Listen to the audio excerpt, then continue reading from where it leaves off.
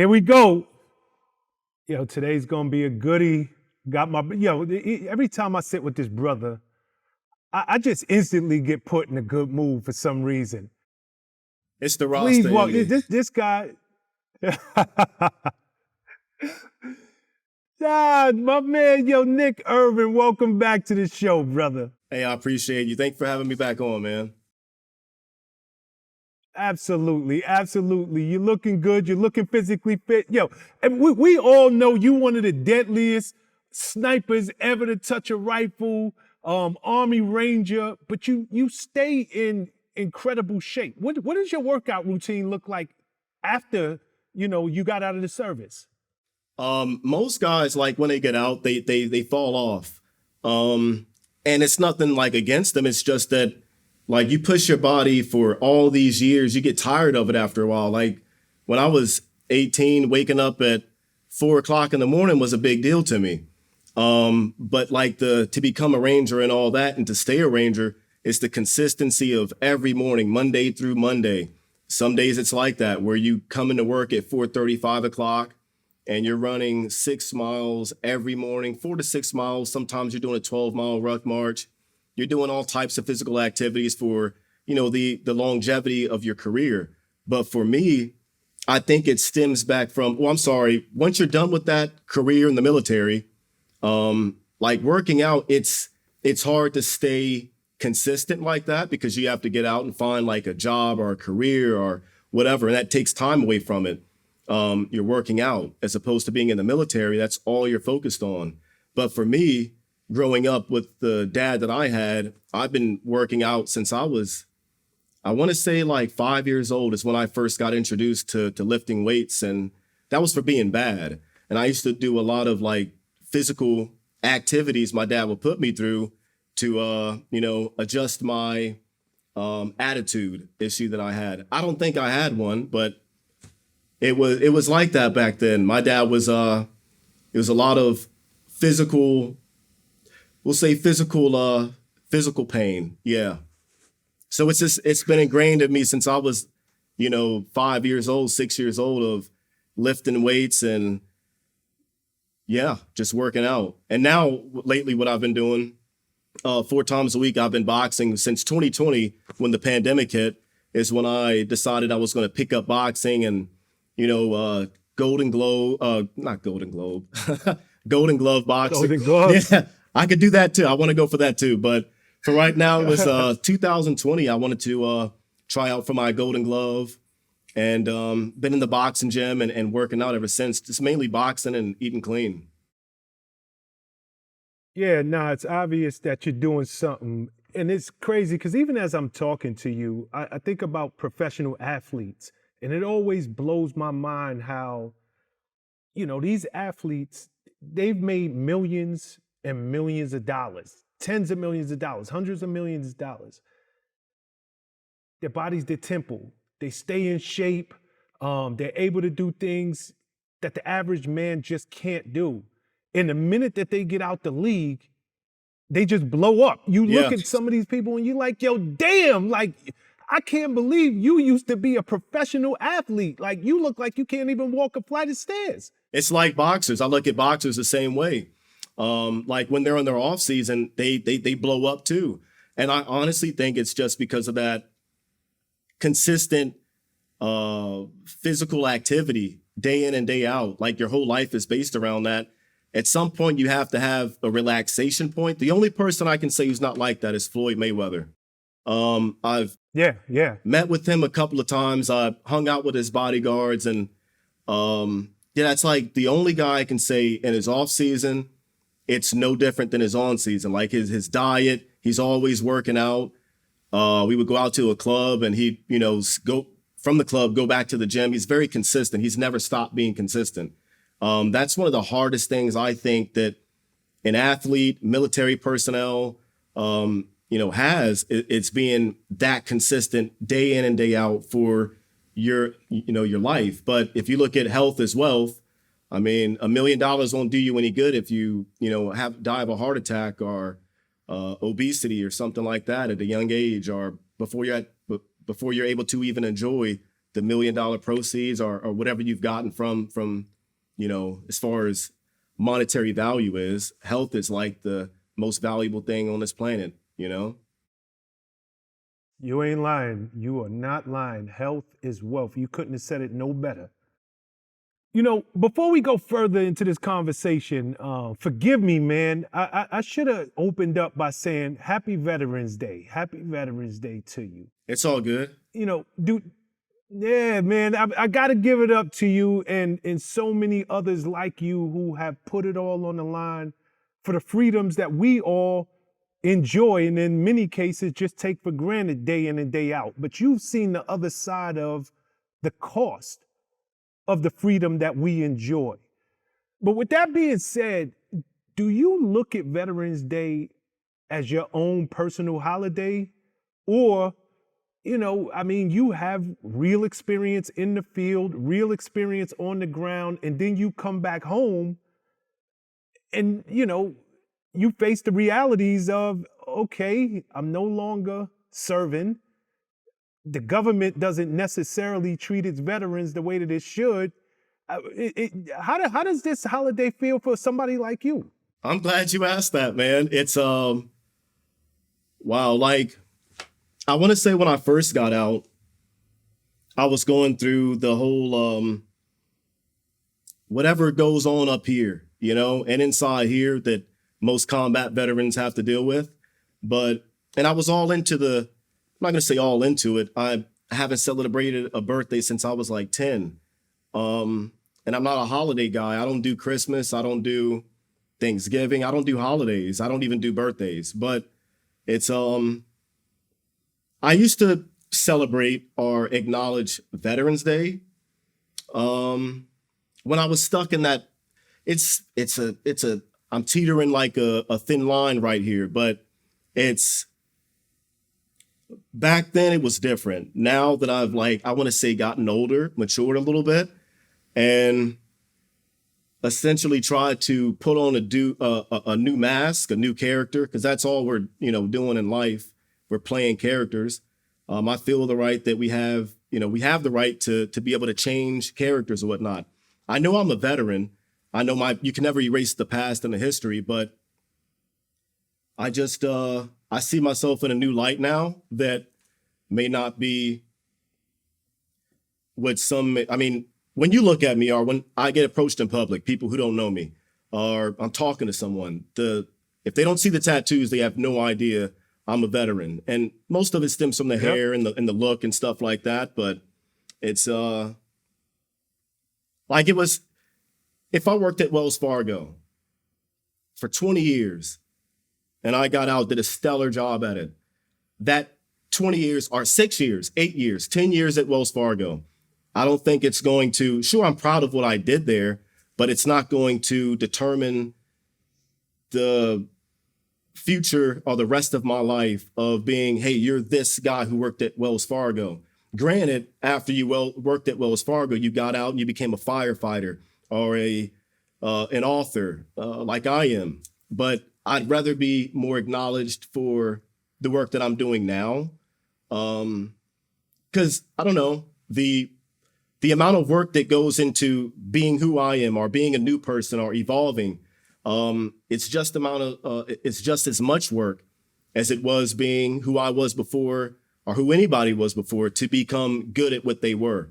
So I'd rather be acknowledged for and looked at and remembered for what I'm doing today as opposed to what I did in the past. I can't erase it. I'm thankful for what I've, the experiences that I've got a chance to experience and the people I've got a chance to meet. But I mean, war is hell, man. And some things you can't forget it, but you can realize certain things about what it was to serve in the military or be in combat and all that stuff. I mean, there's a lot that comes along with maturity and understanding what all that meant.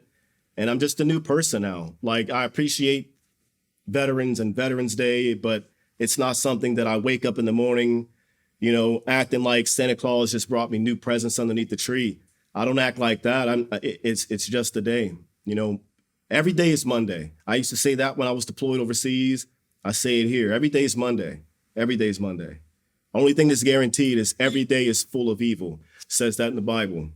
So be cautious of how you do and make of your time. You know, even as I listen to you speak, on one hand, I totally get it. And what I mean by that is many people know me for my many years in the music industry. Many people know me for my many years of working alongside of Diddy and helping to build that whole bad boy empire. But I do very, very little interviews because that's my past life, right? Like I don't want, what does it say about me if the only thing that I've ever done that was great is in my past? I'm working extremely hard so that this next chapter of my life is equally great, if not eclipses what I've done in my past. So I totally get every word that you said, 100%, from a personal level. Mm-hmm. But I want to ask, how do you feel? Because I get from the personal side, you want this part of your life to be as meaningful as what you did while you were enlisted. But does the government in our country, do you feel as though you get the recognition? You know what? I put it all on the line for you guys. I understand that I want, to move on with my life. But even if I was stuck in the past, I don't know that I get recognized for my sacrifices. Mm-hmm.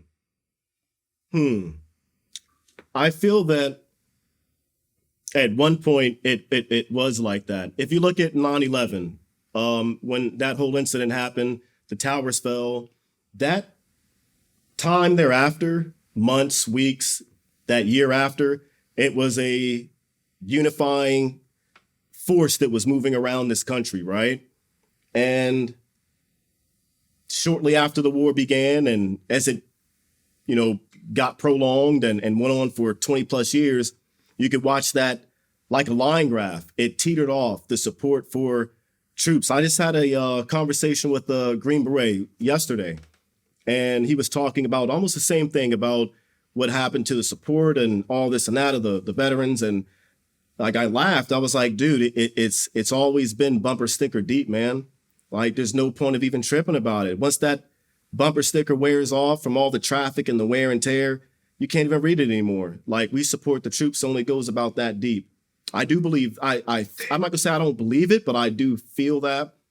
And from what I've seen, and I'm not saying that from the, looking at it from a veteran's perspective and looking at the average civilian, it's more so of our government, It's the people who sent us over there at one point to go do bad things to bad people. As soon as that job is done, they act like Pontius Pilate and wash their hands of the whole thing and they're done with it. That's how I feel. Yeah. I mean, you touch great points. You said they sent us over there to do bad things to bad people. You guys, you personally, I'll make it more personal. You have done things that, the rest of us couldn't even imagine. 33 confirmed kills in combat. And those are just the confirmed kills. Obviously many more. Like, how do we as a society, and I guess this is a question I have for you, how do we as a society even repay a Nick Irving? You said that you had a conversation with a Green Beret. You guys are all brothers in arms. It doesn't matter what branch of military you served in. You are the best of the best, whether you're Army Ranger, Green Beret, Navy SEAL. How does us as a people, us as a country, ever begin to repay you for your sacrifices? Stop putting cowards and weak people in positions of power. Fight to avoid that. Having weak-minded politicians, overseers, policymakers in positions of power to Yeah, I'll just say that. It'd be better off if we had more strong-minded, strong-willed people of value, morals in office. Instead, we get the exact opposite. And we all know it. And that's the reason why, well, I don't vote. Not going to say whether I believe in it or not, if voting is the truth. But if it is true and it exists and it actually does make a difference, then I just find it weird that it's like when I was growing up as a kid, I'd watch my parents they'd go out to those voting booths and stand in line and, wait hours and hours to vote. Then they get home at nighttime and they would bring up little comments about, well, this guy, all politicians are liars or whatnot. And even as a kid, and I've asked my mom this recently, I was like, well, why are we still playing the game? What are we voting for? If we know politicians lie, are we voting for the best liar? Are we voting for the person who can hide that lie the best or cover it up? Because what they say never comes to be or once they get in office or anything, it's rare that it does. And the fact that us as a society in this country know that that's what politicians do, I think that's a major problem. We're putting people in office and positions of power with literally no spine. It's just a sack of skin with clothes on. And who can wear it the best, Once we stop doing that as a nation and bring everything back to people with morals, people who care, people with sincerity, I think that's where the change essentially would start if we all follow the leader. But I refuse to play in a game of wanting to change a system that is, based on who we're voting for and it's the best liar. I'd rather not play that game. Doesn't make any sense. You have to see from my end, and I'm listening to you, and I'm a little stunned. I don't know if it's an oxymoron. I don't know if it's just a complete dichotomy of words. You put it all on the line. You have been in firefights. You spilled blood for this country. How many deployments did you do? 6. 6 deployments, 5 of which you saw combat. 5 of which I've killed someone. There's only 1 deployment where I haven't shot anyone. Okay. Now, just bear with me for a second.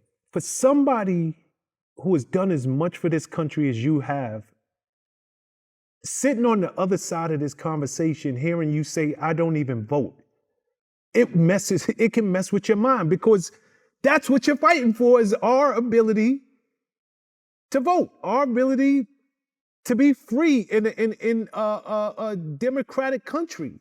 You would think it is. Yeah. You would think it is, but I think that, like the average American civilian, they're privy to only a small slither of the pie of what makes this country run.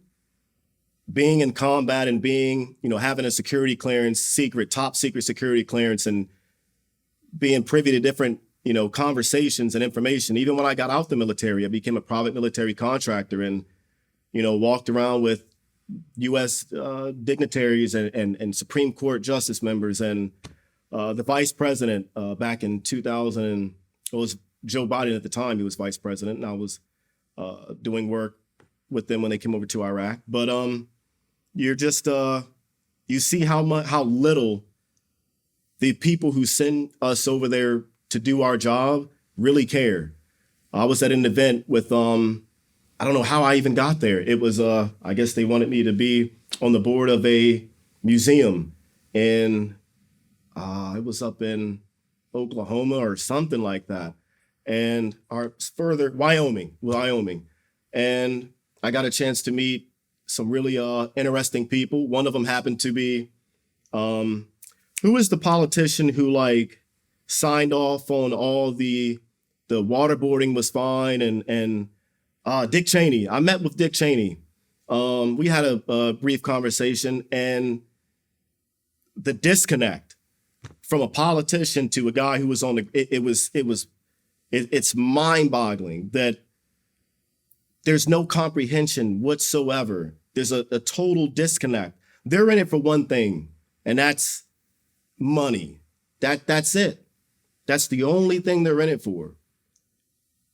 When you're able to see that, you guys like me, we question, okay, well, what are we doing then? Like, what is it that we're truly doing? You know, I mean, there's excuse my language, but there's a shit ton of other bad guys on this planet, but we seem to for some odd reason, be very focused on one region of people. I don't know. What do those people have? What does that region have? Does it happen to be minerals, natural sources, oil? I don't know. But I do know it just happens to always be there. And for some odd reason, the people who send us over there, they make these contracts and stuff like that, like Halliburton, who magically win no-bid contracts for the government, and all that money goes back and gets siphoned through the politicians. And we're the guys over there who are fighting to protect that land, our oil reserves, or whatever it may be, poppy fields in Afghanistan. 98% of the heroin that comes to America comes from Afghanistan. I don't know how that gets over here, but I don't know. I see a lot of money that I think that's what we're voting for. We're voting for people who don't care to get rich. Let me ask you something. Is this a reality you came to while still in the service, or is this after that it all seemed to be, for lack of a better way to put it, you had a moment of clarity, like, damn, I just gave it up and put it all on the line, and what was it really for?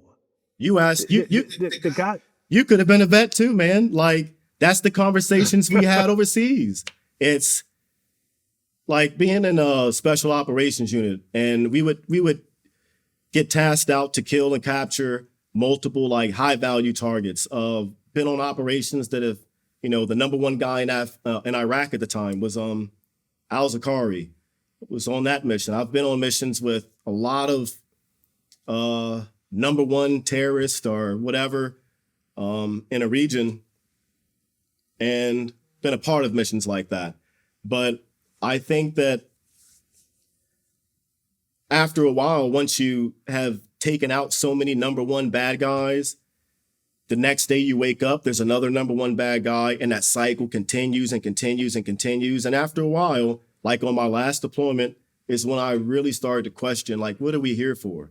Especially after one of the biggest firefights that I've been a part of, lasted almost, you know, an entire day. The mission itself was for 5 days. And when I debated, me and the reconnaissance team leader debated on, you know, dropping bombs on our position, dropping bombs anywhere just to, you know, either alleviate the problem or kill everybody else around us. And you get a call back on the comms saying that, no, we can't have that. There's been all stemming from a new rule that's been implemented by the highest powers of the government, that we can't drop any bombs in a region or an area because this may do this and this. And it's like, so what are we here doing? Are we here to win the war or to win some political advantage or whatnot? It just, you start to question a lot. And a lot of us did during that last deployment in Afghanistan. I was there for not the beginning of Iraq, but about 2 years after the invasion. And I went back to watch it all close out as a contractor. And as soon as those guys left, ISIS pops up.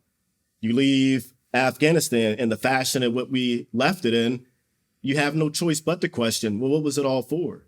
You know, the guns that we gave them, I can almost guarantee one of them was in one of my brothers or sisters' hands using to fight them at one point. And then you give them our weapons and you give them money and then you finance them. And then you build up this new entity that's not ISIS. You get a whole nother terrorist group.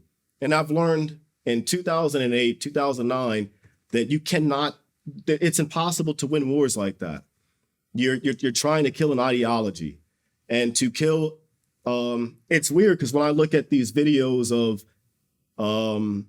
things that are going on in Baghdad or overseas, and you see these protests going on in that country, and they're young kids, they're like 18, 19. I have no choice but to look at these people and question, like, dang, I wonder if at one point in my early childhood or early adult life, did I do something to your dad? Or when I was riding down the road and when you were a kid and attempting to throw like rocks at our vehicle, did I point my weapon at you? You have no, I mean, yeah, I went all around that country. So you realize that you're not killing anyone. You're just sparking a new rage. You can't kill an ideology. And if you wanted to, like I said before, they're only looking at a genocide at that point. And I don't think that's morally right, but it's impossible to kill. The only way, yeah, it's impossible to kill that ideology of people who want to do harm to America or whatever they feel religiously or spiritually is right for them. You can't kill that. They're going to pass it on to their kids. And if the dad gets killed because of what he believed he was fighting for, and the kid sees it, he's going to have a disdain and resentment towards the people who did that to his dad. And then we're going to do that to that son. And then he's going to have a kid. And that cycle is going to forever continue, forever. So it is a lot of, what is this all for? And the only way to win a war, my opinion, it's going to sound so messed up, but if you truly wanted to win a war, there would be no rules. There'd be absolutely zero rules whatsoever. We're essentially signing up for a mutual combat to the death. We're forced to fight by rules, but the guys who we're fighting against, they never have rules that they have to abide by. So what war are we really fighting? What is the fight? You know, if you wanted to truly win a war, you'd cut the chains off of guys like who I used to be and guys who I used to work with and let us do what we were good at. It would be terrifying. It would be bad, but you got to remember war is hell, right? So you can't really complain about the things that go on. Yeah. I don't know. It's a tough one. Or just not get into war altogether. You know, maybe we should mind our business. And if people want to do X, Y, and Z, let them do it. But I also feel that we're very picky and choosy of where we put our military forces at. Very picky and choosy. You can see. I couldn't agree with you more. Yeah. Yeah, I could not agree with you more. And so much of what you just said was so deep on so many levels. I almost don't know where to attack first because, I mean, you're right. You don't kill an ideology. It's impossible to kill an ideology. For every time that we take out, whether it's us or as we know right now, the Gaza Strip, they're at war with Israel. You know, for every child that is left parentless, for every parent that's left childless, you just create more hate, more disdain, but moreover, you make that ideology true. Whatever the quote unquote enemy believes, now within his family, within people from his same region, they truly believe every word that was said. The other side is evil. They're the bad guy. And truth be told, I mean, you know this better than anyone. You said our country sent you over there to do bad things to bad people. But over there, you're the bad person. Yep. It's as simple as that. They look at you, you're the bad person. Yep. Wow. Okay, while we're on topic, I'm sure you're very familiar. October 7th, Yeah. 2023. Hamas launched an attack against Israel. What I didn't know, what I came to learn was they dropped something like 2,200 rockets against Israel in that attack. I didn't know that either. Yeah. Wow. 3,000 Hamas soldiers breached Israel, and they killed more than 1,200 Israelis, most of which were just going to a festival, listening to music, having fun. Over 200 people were kidnapped. As you know, many of the people who were slain, women were raped, children were beheaded. My question to you is, how does something like that, just with your military experience, how does something like that even happen? For God's sakes, Israel they have a very well built out military. They are on the front lines of technology and anti-terrorism. How does Hamas even wage an attack that is that brutal without Israel's even seeing it coming? I mean, you don't even have to look at October of 2023. You can go back to September of 2001. We have all the technology in the world, and we still allowed planes to essentially shut down our entire country. And they killed what? And on 9/11, over 2,000, 3,000? 3,000, over 3,000. Yeah, over 3,000. And we have the best military, the best surveillance, the best NSA, CIA. We have all that, and they still managed to pull that off. I don't think it's so much about the technology and the militaries we have. I mean, that's to fight off people who are trying to invade our country, traveling over the waters or the ocean or whatever. But it's the simplicity of the way I think those people think, Hamas or whoever, and even the ones who attacked us, the Saudis, on 9/11. It's the simplicity behind it. It's almost like your stealth for radar, being very simplistic, guerrilla warfare. Guerrilla warfare, in my opinion, is what beats out all the technology. It's very rudimentary. It's very simplistic. It's like elementary school, but it's highly effective. I think the issue that happened there in Israel, it was just a matter of one, coordination. Look at Pearl Harbor. They did it to us on Pearl Harbor. They managed to kamikaze and bomb the heck out of us, but with the radar and everything that we've had, it's just a matter of being caught off guard. Like, you can prep for anything, but like Mike Tyson said, everybody's got a plan until they get punched in the face. And I think that's, war's no different. You can have all the plans in the world until that first bullet pops by. All that's out the window. And that's what made them successful. And that's what makes any special operations unit very successful. It's the element of surprise and speed and violence. You can accomplish a lot with those three things. That goes for life as well. Altercation, self-defense, whatever. Surprise, speed, and violence of action. 9 times out of 10 will defeat what your opposition is momentarily, but you could also be like Japan, and it could all, just be a pinprick to a dragon, and all you did was just awaken it. Some people are willing to die to, poke the dragon. And I think that's all that happened with Hamas and Israel. What they're fighting for, I don't really have an opinion on it.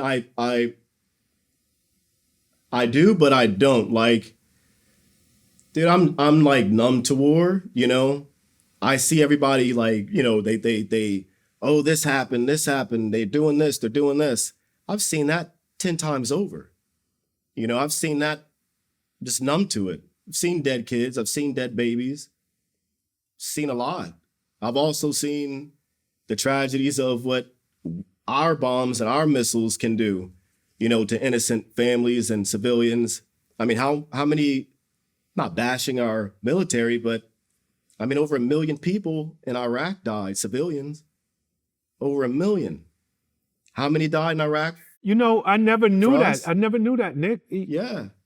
Over 1 million. Over 1 million civilian casualties? In Iraq. Yeah. I never knew that. So when you start to look at stuff like that, for me, that's where the whole thing about war throws me off. The rage and the concern should always be there when things are happening to innocent people and children. but we can't be picky and choosy about it.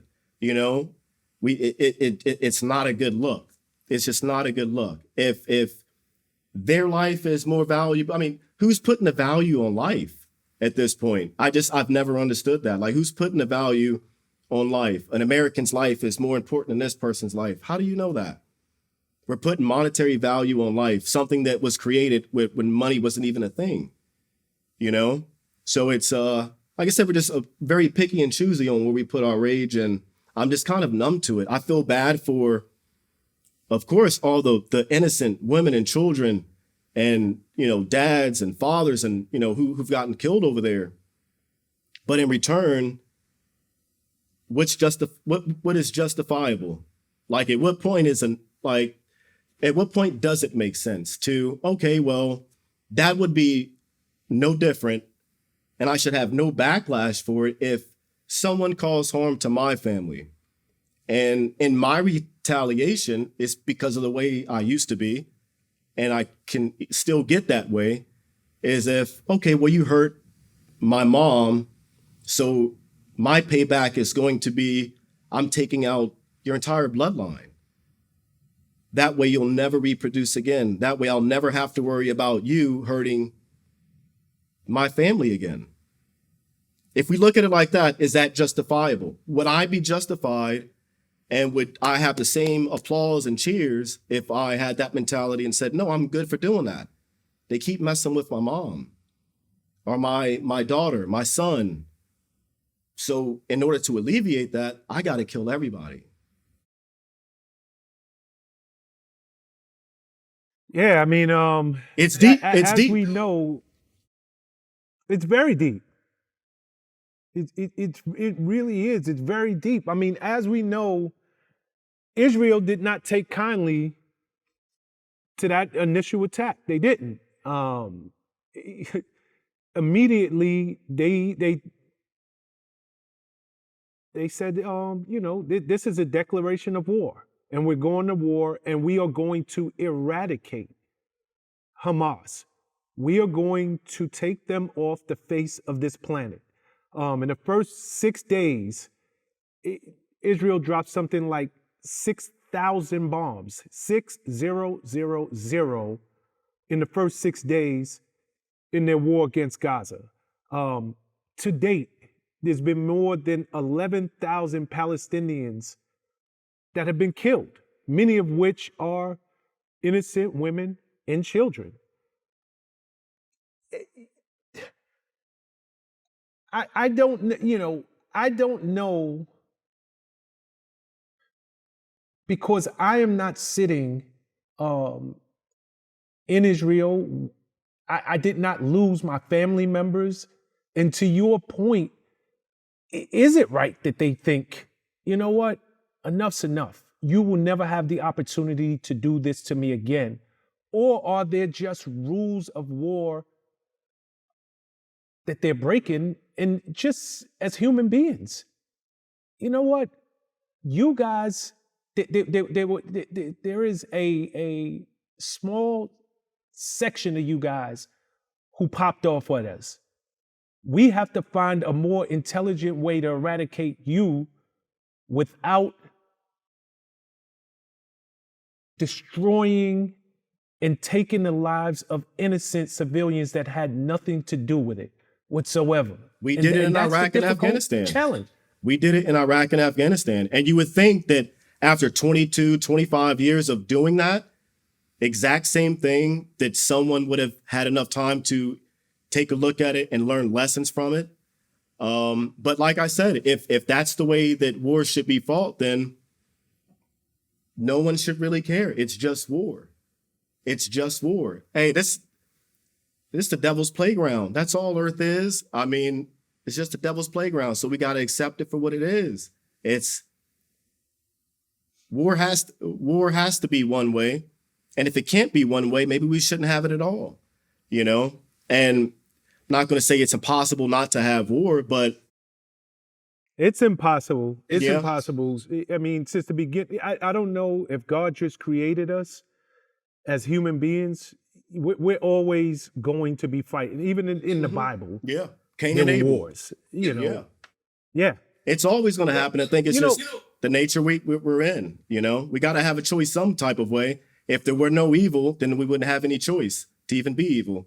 So in order to prove and pass this big test of life, we got to be presented two great spectrums of, you know, this reality, extreme right and extreme wrong. And we choose for some odd reason to, I don't know, take the lower self and choose violence. There's a time and a place for it. It's a time and season for everything.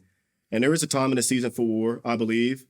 But maybe how we go about it, or I don't even know. Like, what are we fighting for at this point? What is, if it's a biblical thing or about, you know, biblical times, I don't know. I don't know enough about the Quran or anything like that to make a statement, but I don't understand why. I don't know. I've always found it weird, the infatuation we have with Israel as Americans. I mean, they have a really good military. They have a lot of money, and we taxpayers also give them a lot of money, and we give them a lot of, you know, missiles and rockets. Every person who, you know, we all pay taxes here in America. We all contribute to those lives being lost too. We can't just completely wipe our hands from it. We pay for those bombs too. But I don't know what they're necessarily fighting for, but I don't even know why we support them so wholeheartedly. If it's because of a Christian nation or whatnot. That's where I wanted to go with you. Like, quite honestly, October 7th, Hamas waged war. Our President Biden came out, I want to say 2-3 days later, and I want to read a quote from him. So in this moment, we must be crystal clear. We stand with Israel. We stand with Israel. And we will make sure Israel has what it needs to take care of its citizens, defend itself, and respond to this attack. There is no justification for terrorism. There is no excuse. Initially, Biden was applauded by the American citizens, by many of the American citizens. He has since come under a lot of scrutiny for those statements because he has taken this stand that we are standing with Israel no matter what. And like I mentioned earlier in the conversation, over 11,000 people have been killed. I mean, even some of the biggest and brightest in Hollywood, many of which are Israelis or are Jewish, people like Chris Pine, Jerry Seinfeld, Gal Gadot, Channing Tatum, the Wonder Woman, Joaquin Phoenix. Yeah. Wonder Woman, my girlfriend. They signed a letter. Yep. My girlfriend, the Wonder Woman, she's over there fighting, or went over there, yeah. She's my girlfriend. She just doesn't know me yet. They signed a letter to President Biden calling for him to call a ceasefire, or urging him to call a ceasefire. So what started off, hey, you know what? We support you unequivocally, has now turned into many people like, look, enough's enough. We got to find a better way to do this and support them.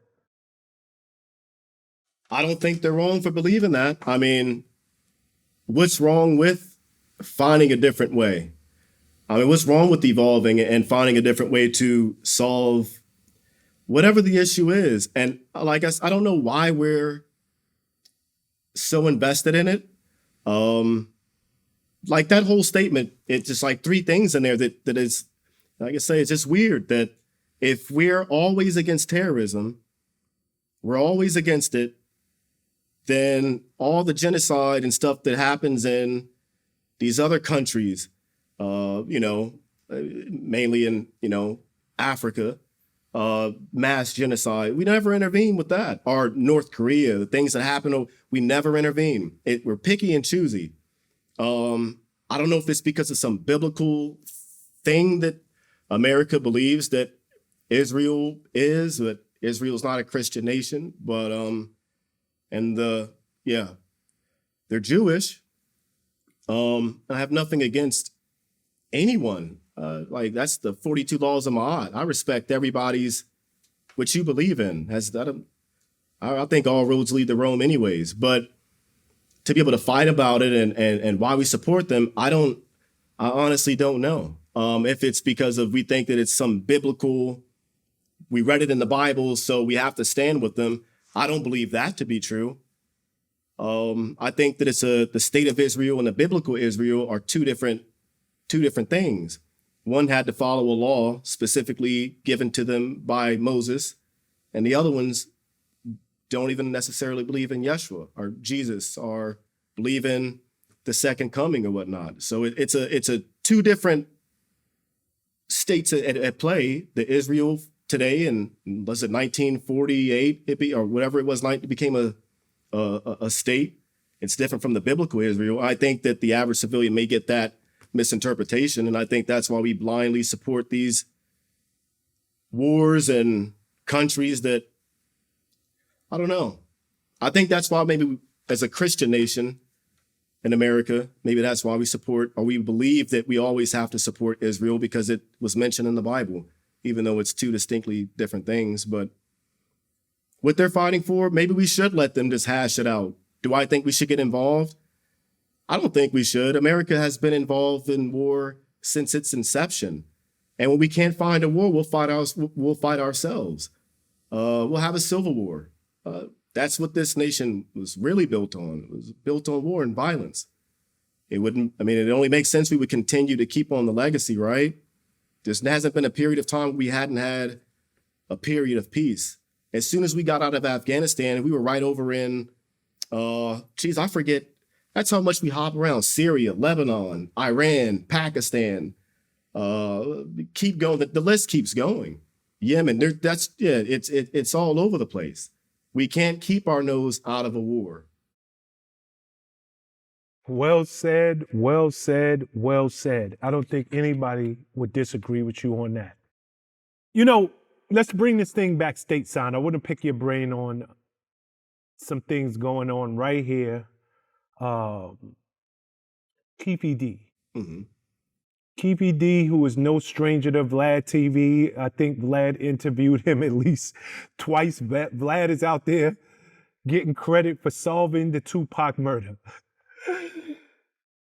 Keefy D, after 27 years, gets hauled in and arrested for the murder of Tupac Shakur, iconic rapper. Yeah. What's your thoughts on this?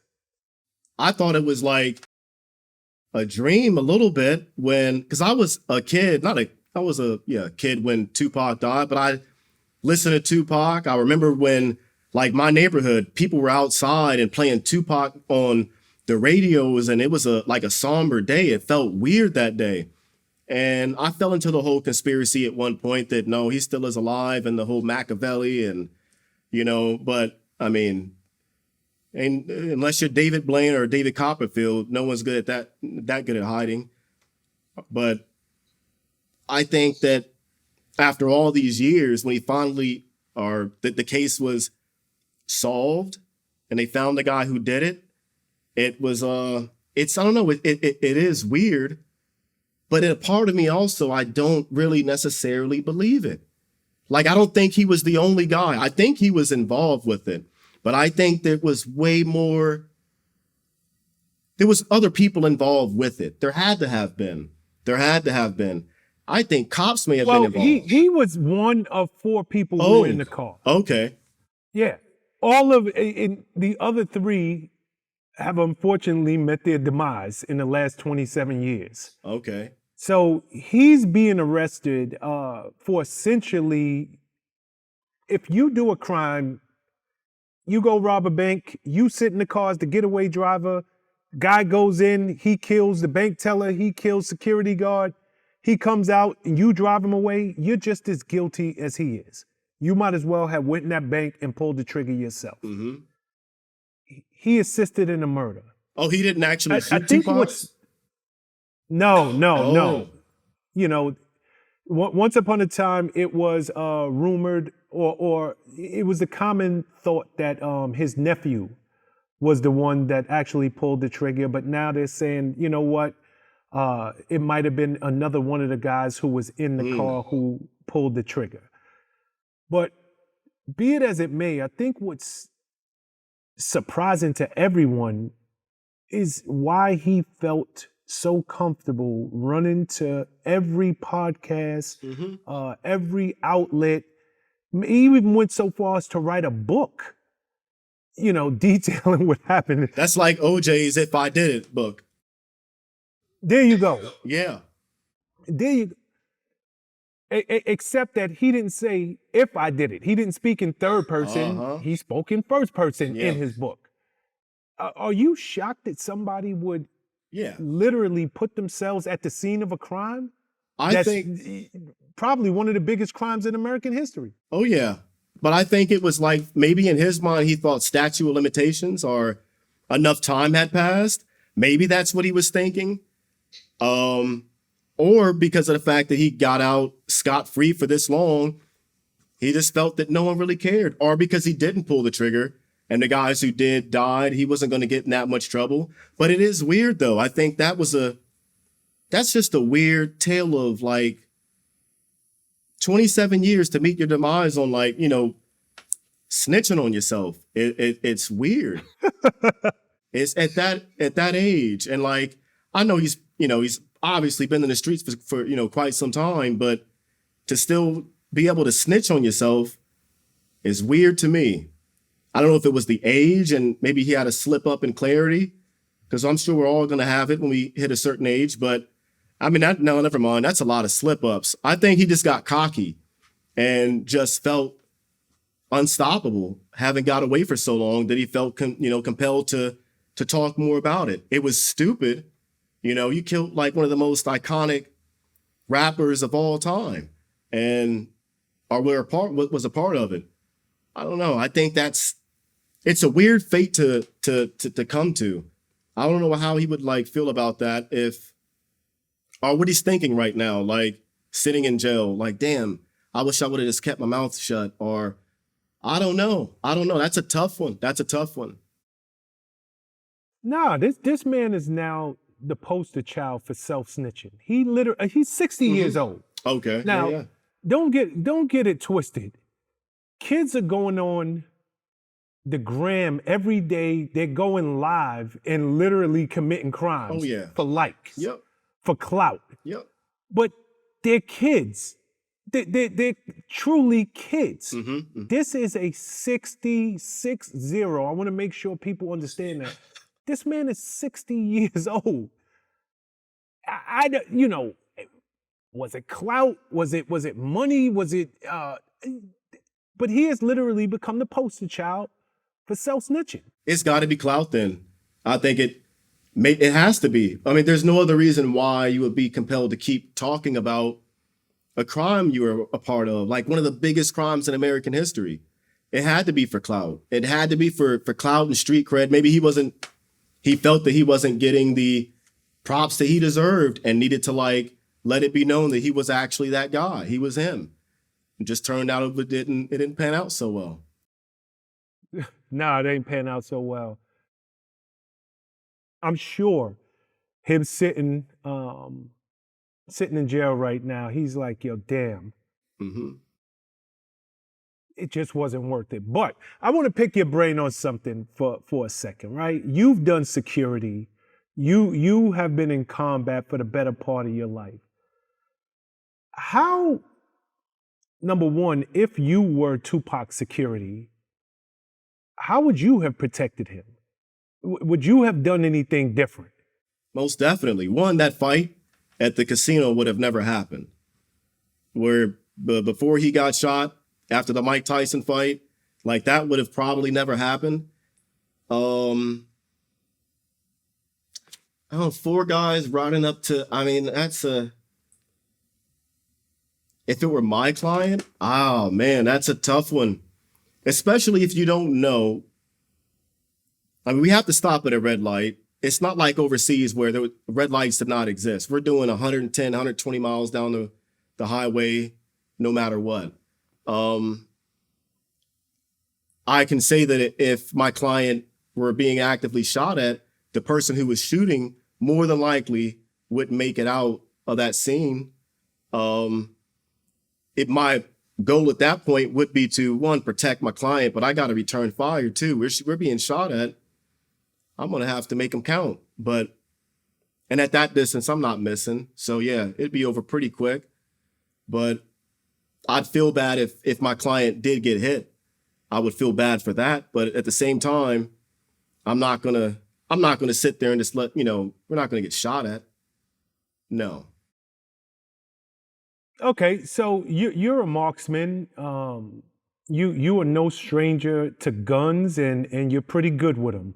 I'm sorry. Wait 1 second.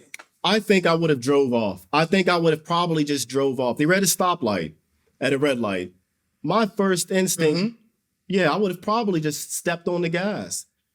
I would have probably stepped on the gas and just floored it. That's like your best option. And for anyone out there, like vehicle altercations, your best option is just stepping on the gas. Being in a shootout and vehicles, it sucks. I would step on the gas. That's probably what I would have done. Floored it in that situation. Okay. I want your perspective on this. And I'm sure you've heard this conspiracy theory just like the rest of us have. Mm-hmm. Many people said, Suge Knight hired a hitman to take Tupac out. Mm-hmm. And this is all conspiracy theory. I truly do believe that Suge Knight loved Tupac and that was his cash cow. But we understand how the rumor mill is. From your perspective, Suge is in the car. Actually, he's in the driver's seat. Pac's in the passenger seat. How hard would it have been to shoot Tupac and not hit Suge? I think Suge got hit in the head, right? He was grazed in the head. Was grazed in the head. Uh-huh. But if you are in that other car, is that an easy shot? No. To just take Tupac out and not hit Suge? No. Tupac wasn't even a big guy like Suge. And bullets don't stop. They were shooting through the car too, and he was still getting hit. So I don't know how Suge did not get more bullets into him, but that's a risky, like if I were in Suge's position and I was a part of that and the conspiracy theory was true, and I was like, hey, I need this guy taken care of. You're going to pull up beside me. I'll stop the car and you guys shoot him up, but just don't hit me. Like I don't believe that. Not one bit. For them, they'd have to be trained, highly trained hitmen who know a lot about trigonometry, geometry, and the bullets and everything like that for them to, I'm just going to hit that guy, but not the other guy. And the angle at which they were shooting from. I could see if I was in front of the car on the hood position and I'm just putting rounds into the windshield, but shooting from the side and not wanting to hit the driver, but just the passenger. I don't know how Suge did not get hit, but no, I don't think he was a part of that at all. No. So even with somebody like yourself, if you're Suge and he hired a Nick Irving, would you have taken that risk knowing it was somebody as highly trained as you sitting in that other car? No? I wouldn't have taken out the pistol. No. There's other ways I would have done it, but I would have not done it the way from the side like that. No, not one. No. Because then the guy who's supposed to pay me is not going to be able to pay me. Potentially. I don't want to, if I were a hitman, I would not want to run that risk of I would not want to run, that's a 50-50, if not, worse odds than that, of me taking out my boss too, or the guy who hired me to perform a job. I'd want the job to be done the right way so I can get my check and act like I never existed. But yeah. And I've never done that before, but I guess overseas we've done stuff like that. They're essentially hits. You get a pager call and some things pop up on your pager and you got to be out the door in 15 minutes to go interdict or capture a guy who is a high value. It's a hit. You put a hit out on someone, and that's essentially all we ever did was just perform hits on people. And we were really good at it. We never killed I've never been a part of a mission that we've killed a civilian ever. I've seen it happen a lot, but I've never been a part of one. But I would have done it way different than what the guys did. If Suge did hire them, which I don't believe he did either, it'd be a stupid hit. It'd be a risky, and I don't think he's a dumb guy. You don't become that successful in that industry for being stupid. Totally stupid. You got to know something, you know? And I don't think he was that dumb. He wasn't Keefy D dumb.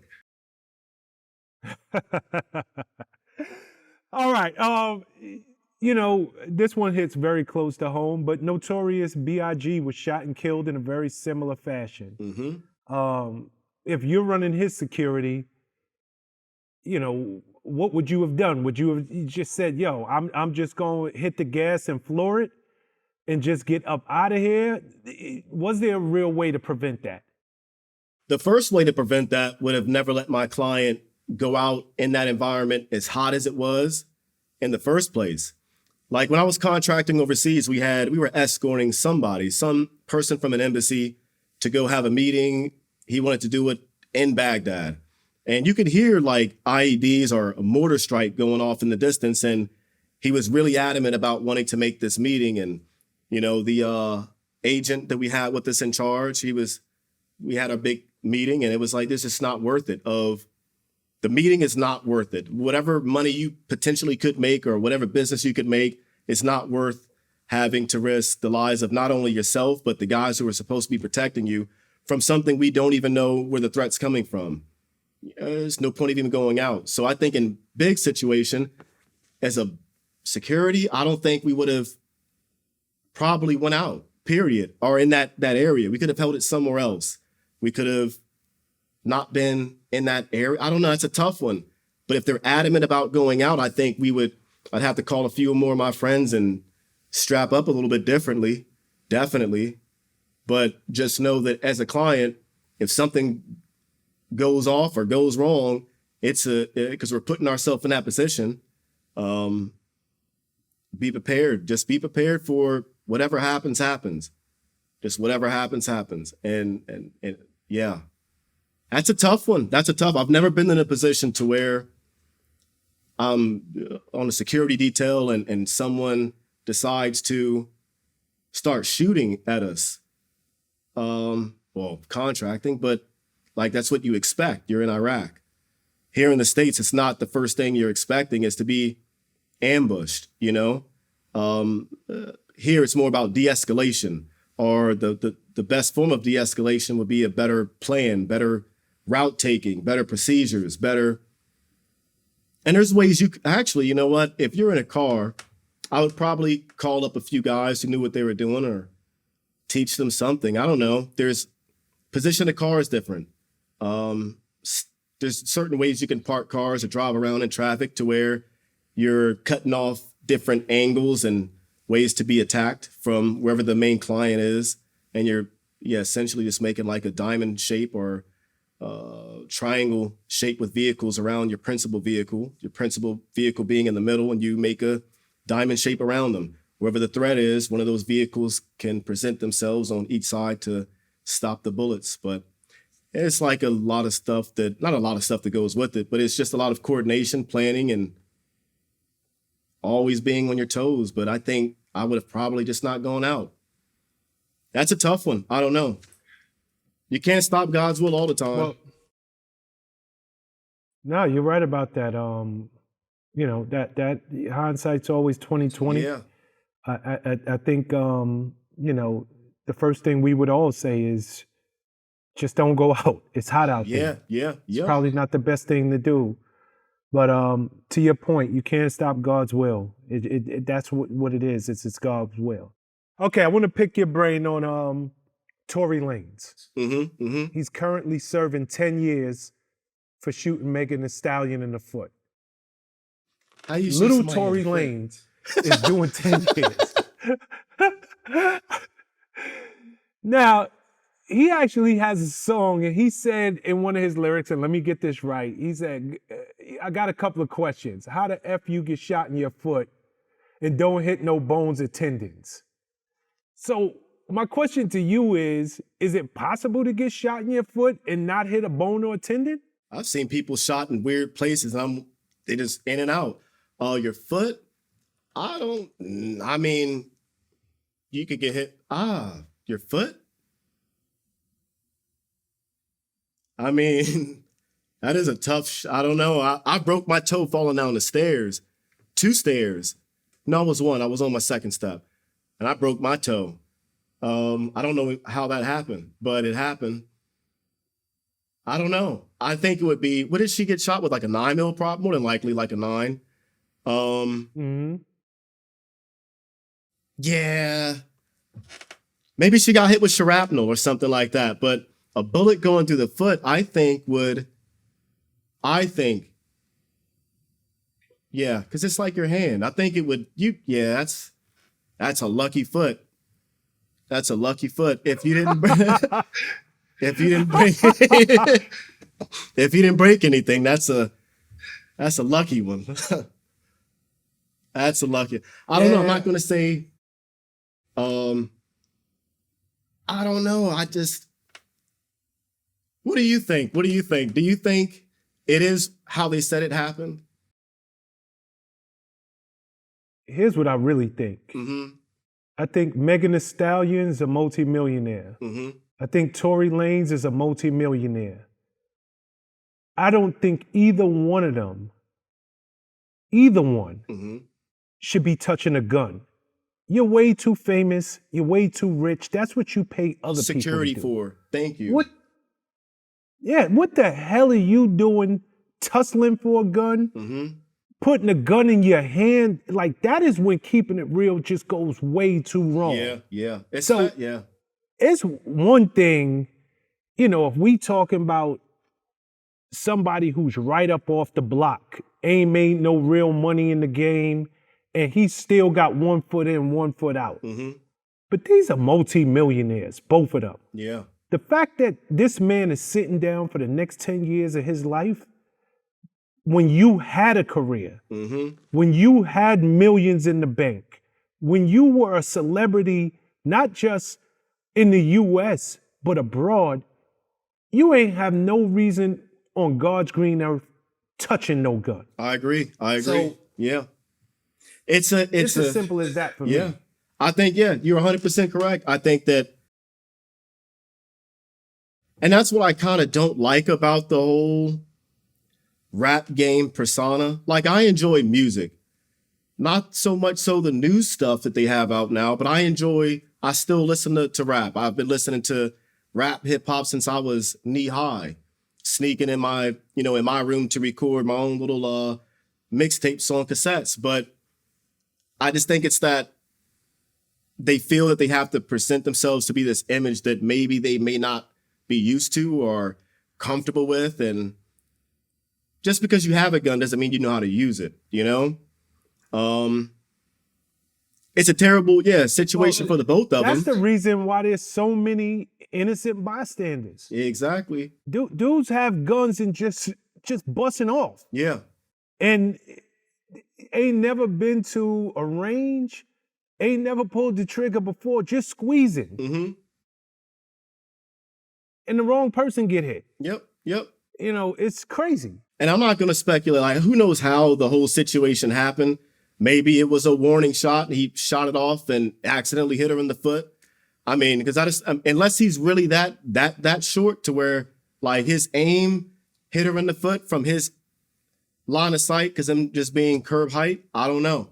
But might have been a warning. I mean, they was in the car when it happened. So yeah. I think she was in the back seat. He might have been in the front. Who knows? That's weird. But they were definitely in a vehicle.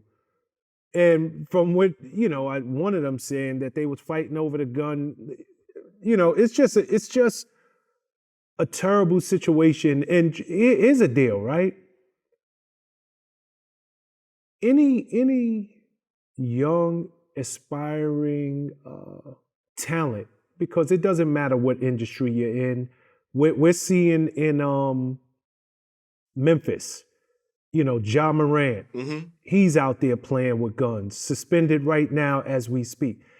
This guy should be, Tory Lanez sitting down for 10 years, that should be a cautionary tale for anybody who's young, making money, made it out the hood, doing something positive with their life. and you still want to act like you don't have nothing to live for. I know, it's weird. To me, it's just insane. 50 Cent, I just watched a short clip yesterday. 50 Cent had brought up, he's like, you don't ever see rich people fight. They got too much to lose. And that, like, he's like, the only people you really see fighting and shooting each other are people who have nothing. You know, that's why they're always angry. They're fighting all the time. But you never see rich people fight. And you bring this situation up, I'm like, well, maybe not. Maybe you do. It's just, I don't know why people are like that. Like, if you have everything in the world, why give it up on something as stupid as, you know, being tough with the gun? Or, I mean, it's not even being tough. I don't know. I wouldn't pull a gun out on a female anyways to begin with. I think that's weird. But yeah, you got to be a really small ego dude to pull a gun on a girl. You know, I don't know. Or to have a gun involved with the female. It's a weird situation to be in, you know? Yeah, I mean, it really, really is. You know, no matter how you slice this, it's a bad situation. Obviously, for both of them, she was shot, and she is a victim. Mm-hmm. You know, but he's a guy who's now, I don't care how you slice it. I mean, he's a young black male, and now he's another statistic. Mm-hmm. Here we go again. Yeah. So, you know, I hope that not just that he learns his lesson, but I hope others learn from him. They don't need to go through sitting in jail for 10 years. Learn from that man. Hov said it best. Learn from his mistakes. Hov did that, so hopefully you won't have to go through that. He said it best. There you go. Yeah, that's how I look at it. And I'm like, man, you gotta learn from other people's mistakes. And long time, a kid, but an old guy, my uncle, he told me a long time ago, he's like, you always learn two things from a person: what to do or what not to do. No matter who they are, you always learn those two basic things from anyone: what to do or what not to do. Those are one of those things, you know, of what not to do. But with that being said, I think, I don't know, if any artist out there needs a bodyguard, I know some people. I know a guy. If you feel well, this leads me into where I want to go next. Go ahead, because I want to go somewhere. I was going to pick your brain on something else. I don't even know where I was going with that. I was just going to say, yeah, I don't know. If you feel the need to have a gun or need protection, hey, you don't, yeah. I know a guy. Okay, so you know, many of these rappers, they're not born into wealth. Mm-hmm. They're first generation wealthy, many of them. And many of them are from the hood.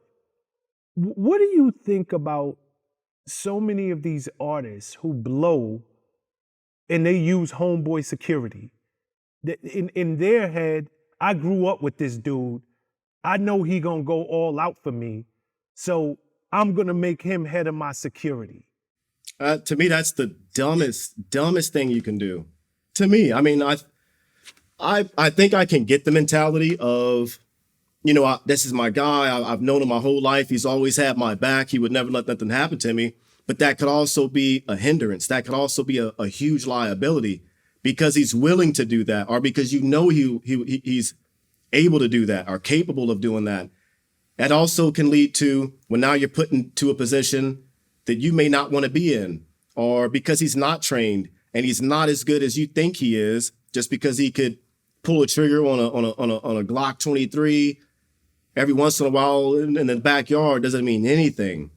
You know, it's the last thing any security ever wants to do, a bodyguard, is to pull their weapon, put their hands on someone. Most of the time, 99.9% of the time, your job is to de-escalate.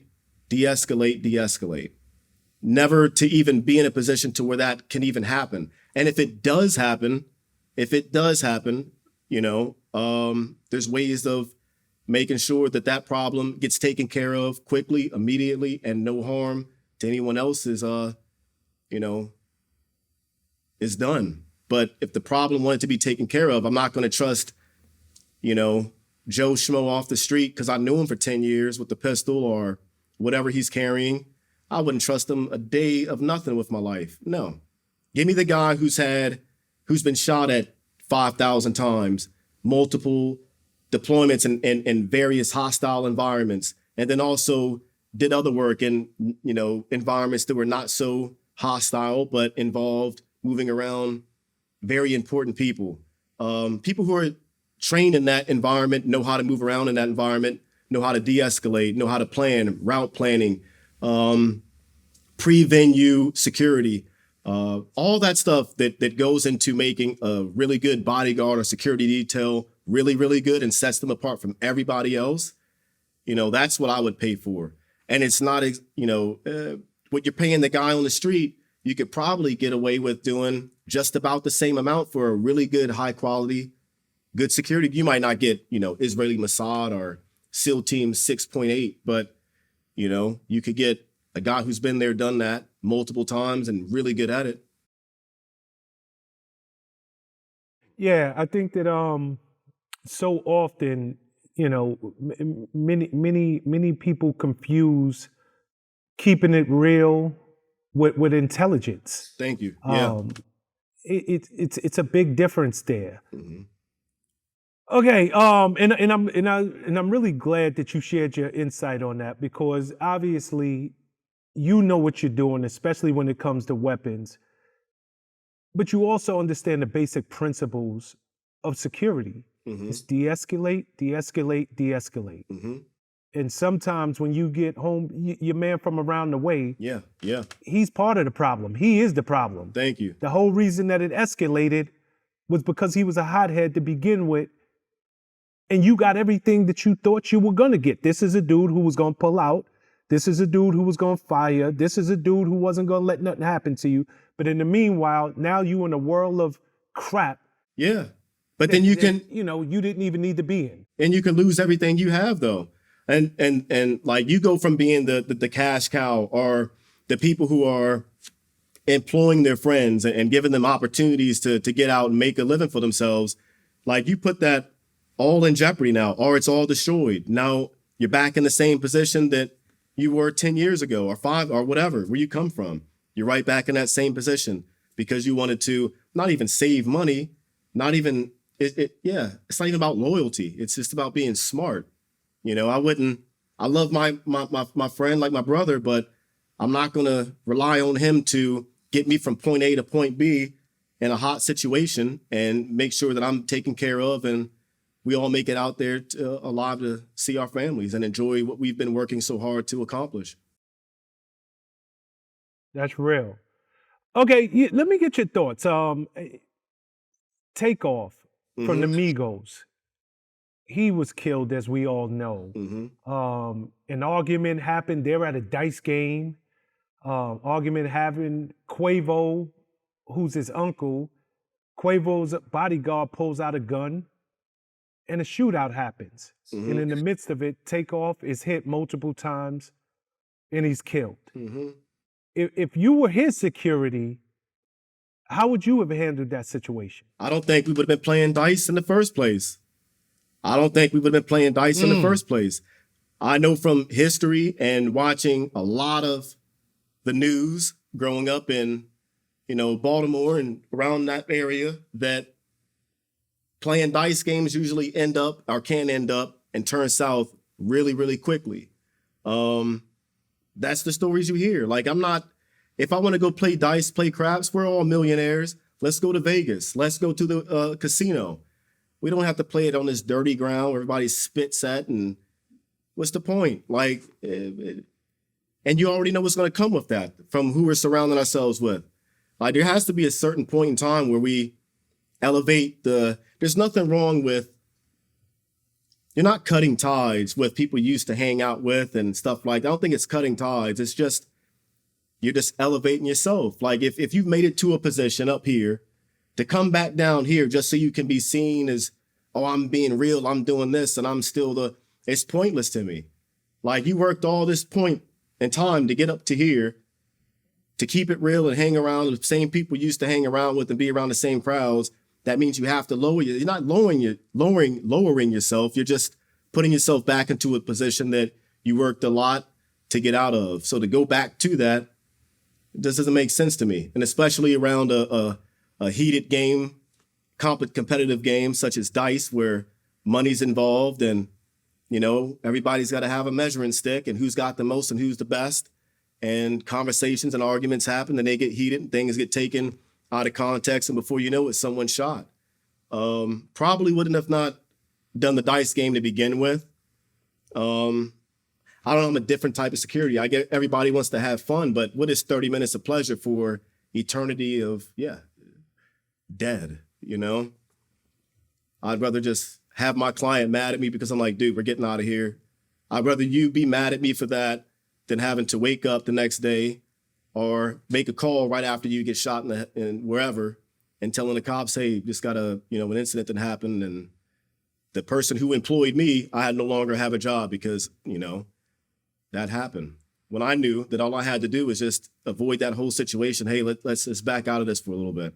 A real security guard person knows how to read people, read an environment, knows you're looking at your client, but most of the time we're looking at everyone else. We're looking at your intention. What is in your eyes? What's in your, what body language do you put off?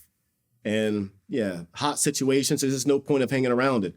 Nothing wrong with, you're not walking away as a client, it's me. You're still a tough guy. I'm the one who ran you out of there, not you. So I don't know. I'd rather have it looked at it like that as opposed to, picking up someone's brains. I love what you just said. You said, if you want to play dice, go to Vegas. Yeah. Why do it on this dirty floor that people are spitting on? Mm-hmm. That is as real as you could put it, kid. That's it for me. Me as a bodyguard, that's my mentality of, All right. So much is going on right now in Israel, in the Gaza Strip. We forget that there's another war that is in full swing. Ukraine and Russia. Mm-hmm. In 2021, war started when Russia, I want to say they built up a large military presence near the border of Ukraine. Mm-hmm. Putin criticized Ukraine for wanting to be part of NATO. He also questioned the Ukraine's right to exist. In 2022, Russia, they launched a full-scale attack. This war's now been going on for close to 2 years. What's your thought on that war? Man, it's crazy how you have to remind me that there's a whole other war going on. It's like that got pushed off the back burner and we had to focus on this new one. I don't know. There'll be many wars and rumors of wars, man. I think we're at that point. What I think about Ukraine and Russia, I honestly don't even know what they're fighting for. Like, why did Russia just pop up one day and say, I don't think you guys need to exist anymore? Is that what's the whole gist behind it? Is it a religious? I don't even think it's religious. Is it territory? It's not religious. No? No, it's not religious. We know that for sure. Many people don't know what this war is really about. That's crazy to me. What we do know. Go ahead. Oh, I said that's crazy to me. If we don't know what it's about, why are we sending billions and billions and billions of dollars to a country to defend itself, and we don't even know why? I don't know. The whole thing is weird. I think a lot of this stuff, to be honest with you, the wars in Ukraine and Russia and the majority of wars, if not all of them, the past, this recent, it's based on one thing, and it's money. I think it's based on money. And maybe your land has something that I need to be in control of so I can have control of a certain marketplace. I don't know. Maybe you have the type of components that electronic vehicles need to be made for their batteries or something. And I need to go ahead and get that up off you. So I got to come in and take you guys out so I can mine for all these different things and components and minerals to make batteries for electronic vehicles. I don't know. But I think it's a weird, awkward war. I think that. But like I said, I believe it's all coming down to one thing, and it's money. I think it's just based on money. And the amount of money that we continue to pour into, not just Ukraine, now we're giving more money to Israel and other countries to fund their wars. Meanwhile, you can go take a ride in California. You don't got to go to California. You can take a ride here in San Antonio, where I'm at, not too far, and find homeless people living on the street. You can find plenty in America of hungry kids who parents can't afford a meal. You can find plenty of homes in America where parents both work 2 jobs and can barely, afford groceries or gas. But yet we have to support a country and their war for what? What country donated billions and billions and billions of dollars to us for our 20-year plus long duration in the war that we fought in 2 different countries? Where are the donations? They come from the American people, the taxpayers. And then right after we get done paying the taxes to fund the war that we're fighting, then we got to go fund other people's war. It's almost like this continuous cycle of our whole existence here in America is just to fund wars. There's wars happening all over the world. But when the media decides to focus on this one and this one, it's a big deal because the media said so. So therefore, we have to invest all our money and power and energy into helping these people out because they're oppressed and they're sucking. People are sucking here too. People are sucking and oppressed all over the world. But who made us the archangel to go in and take out everybody because we feel that you're doing bad to these people? The tables could be turned really quickly, especially when you start to look at the breakdown of numbers on how many civilians get killed in war by which side and how many, that whole story could get changed around quick. It's so interesting because even as you were speaking, I was doing my research. The U.S. has given Ukraine $75 billion. $75 billion in aid since the war started. How do you even think that this war will end? Man, how do I think it'll end? You're asking a guy who came from a war that was 2 decades long, how will it end? I don't think it ever does end. I don't think it ever does end. I don't think wars end. They just get prolonged. I don't think they do end. I don't think this war does end.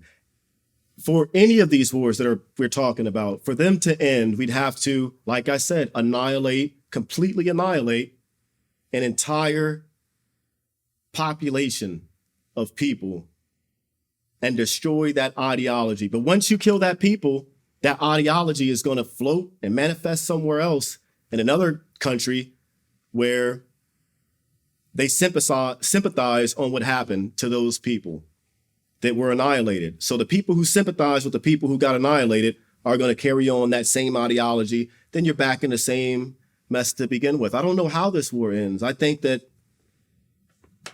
I don't know, where's America getting all this money from? Like, we're just printing this stuff up. And, that's the real question, right? We're just printing stuff up. I'm not a genius or anything, but daggone, it's just, you can only continue to print up money for so long before eventually that money has absolutely no value. Or you could, it's a weird $75 billion. That's a lot of money. And that's just Ukraine, right? That's just Ukraine. That's just Ukraine. That's not including the missile defense system, Israel. So, I mean, you're probably looking at close to, if not more than $100 billion already in a span of what? But you want to know what the crazy thing is, Nick? What's that? I don't care what market, what state, what city you go to in the US. Mm-hmm. It's literally tent country with all of the homeless people, that can't find affordable housing. Mm-hmm. We have money to fund wars that have nothing to do with us. Mm-hmm. And there are people right here in our backyard, literally, that we have become accustomed to. Yep. They have set up tents in the middle of Manhattan. They've set up tents outside of the Twitter building, formerly Twitter, the X building. Yeah. You can go down Hollywood Boulevard. Mm-hmm. Once upon a time, we all knew Skid Row, but Skid Row is literally, it runs the gamut of Hollywood at this point. Mm-hmm. Mm-hmm. But we can't find money to take care of our own. It's just insane to me. No, we can. The money is there, obviously. But what the issue is, I think, is maybe the people in power don't really care about the people who make up this country. Maybe they really don't care. And that's why they rather give all their energy, finance, power, money, materials, everything else to these other countries. They could care less about what happens to the average American. They could care less. I don't think that they really care. When these politicians go out to the churches and they go out and stand on the little soapbox and give their speeches on why they should be president, I haven't watched one of those things in years, but the next one I watch is the one I'm on. Like when I run for president or something, I'll do it. I'll be assassinated the next day. Yo, you know something you just said, because before it slips my mind, you just spoke about the churches. Mm-hmm. I follow you, as you know. Mm-hmm. There was a post about Catholic priests in France. Oh yeah. They're now being Catholic priests in France are now being forced to wear scannable QR codes to signal whether they are sex offenders as part of a national crackdown on abuse. Crazy. Is that not the most insane thing on planet Earth? Yeah. But like I said, this is the devil's playground. It's the devil's playground. But I think at this point in history, does it really surprise anybody? I think at this point in history, does that really surprise anyone? Since I was a kid, that was like a joke, a running joke, of Catholic priests. I don't have anything against Catholic religion or anybody. Methodist, I grew up Methodist, Baptist for most of my life, but it was one thing for certain that, we was a well-known thing about the priest and what happens with the altar boys, I guess. I don't know, but it's disgusting. And I think that's one of the reasons why I don't take religion. I respect it, but I don't know. I'm so separated from it, that it doesn't, it's just it's too flawed by man. It's too influenced by mankind. Like once, the only thing the pure is spirit. That's the only pure thing on this planet. And if we can't follow that, but we choose to follow a man at a pulpit, that says a lot about us. So we can't even follow our own spirit. We got to go to a institution that's going to tax you to be there every Sunday.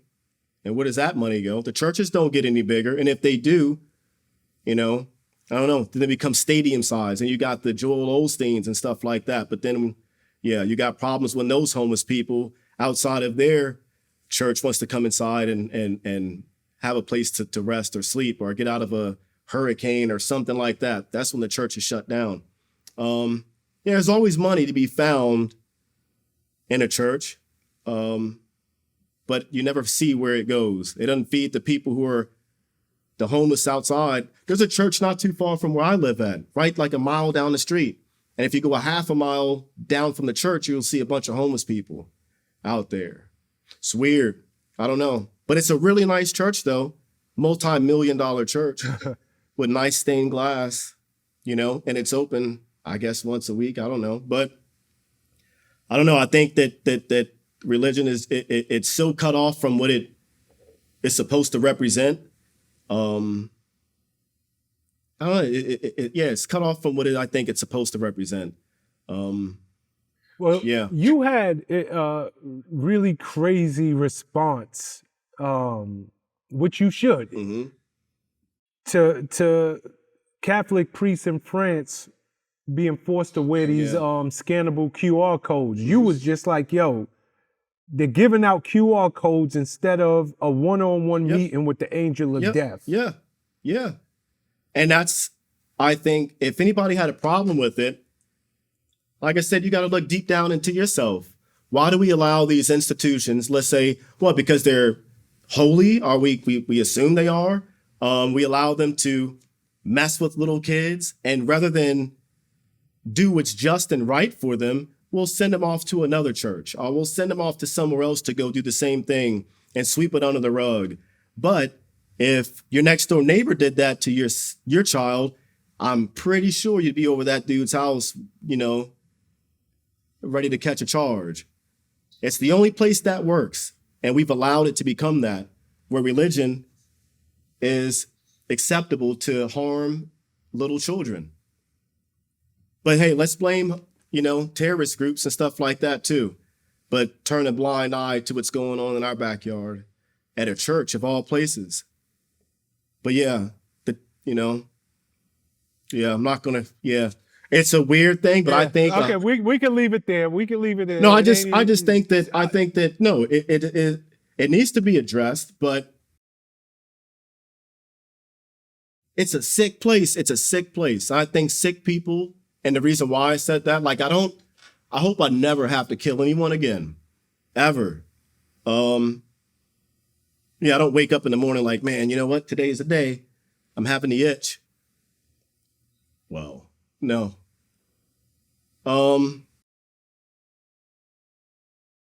But people who do harm to children, I think I would have no issue arranging a eternal meeting between your soul and the one who created you.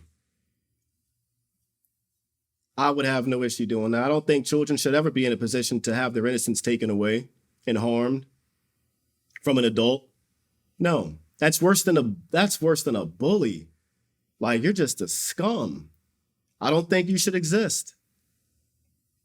You can line up a big platter, take your soul out, and let me feast on it.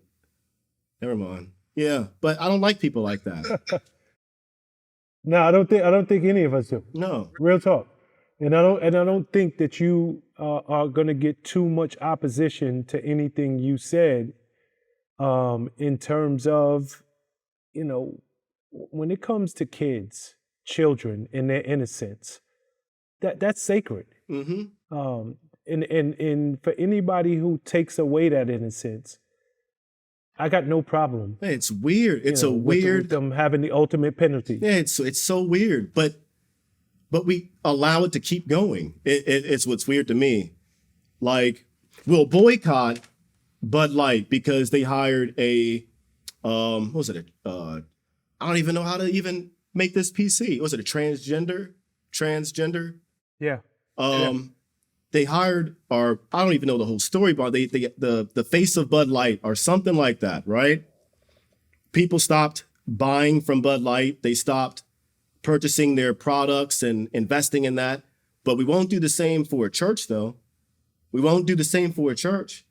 We won't boycott a church because for some odd reason, we feel like some people feel that the need that, well, I have to go to church to become right with my maker, or because it's something that my parents did. But if that institution is corrupt, criminal, and doing vile things that is opposite of what your God or the creator is, why still continue to feed into that same institution? Is it still the house of the whatever you want to call it? If it's tainted and polluted with child stuff, why would I still want to keep indulging in that practice and facilitating that practice by attending and giving my money and my time to that institution, when all that person's going to do potentially is go off and do things to children. And to make me feel better, you offer me a QR scan code. So as you're walking down the aisles, spraying your smoke, I can scan you like a robot. It doesn't make any sense. Nick, are you familiar with the name Stephen Greer? Dr. Stephen Greer, let me get it right. Yeah. Hey, top secret information. I'm just not releasing. I'm a huge UFO fanatic. In the 3rd grade, I was doing bad in school, but I had an after school program. My teacher, Mr. Larkin, if you're still out there, man, my 3rd grade teacher, he allowed me to have my own Area 51 club. And I was the leader of the Area 51 club, me and 2 other nerds. And it was I've always been a UFO alien guy. Anything involving, and I'm not going to say I have video of UFOs on my phone, but I've seen some stuff in my backyard. I don't know. Okay. I'm glad, number one, that you know that name. Oh, yeah. Number two, I was going to ask you, do you believe in aliens? So now that we've established that you believe in aliens, I believe in entities. I used to believe in aliens, like from a different planet, but I believe in entities, maybe like interdimensional travelers, or what our ancient ancestors believed to have been angels, stuff like that. I think they're interdimensional beings. I don't know if life exists on other planets. I don't think that anymore. I think it's just from a different dimension, reality, something. Really? Yeah. I don't think it's life on another planet or in the universe like that. I think and a lot of people, I used to think that my dad is a big space guy, UFO alien guy too. And we would always say, well, what is all this stuff made for? We can't be the only ones out here. It'd be a lot of waste of space, right? All this beautiful, when you look up at the night sky, it's beautiful. But now I look at it as, what if we are the only ones?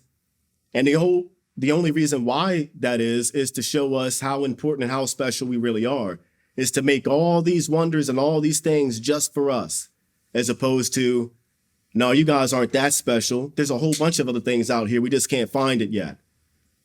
But no, you guys really are the center of it all. And you guys really are that important and precious and whatever. And life does not exist anywhere else. It's just here on this planet. There is other life, but just not in this dimension per se. This realm of reality. Yeah. Okay, so let me ask you this. Dr. Greer said that the U.S. has alien technology and they're in possession of alien corpses. Mm-hmm.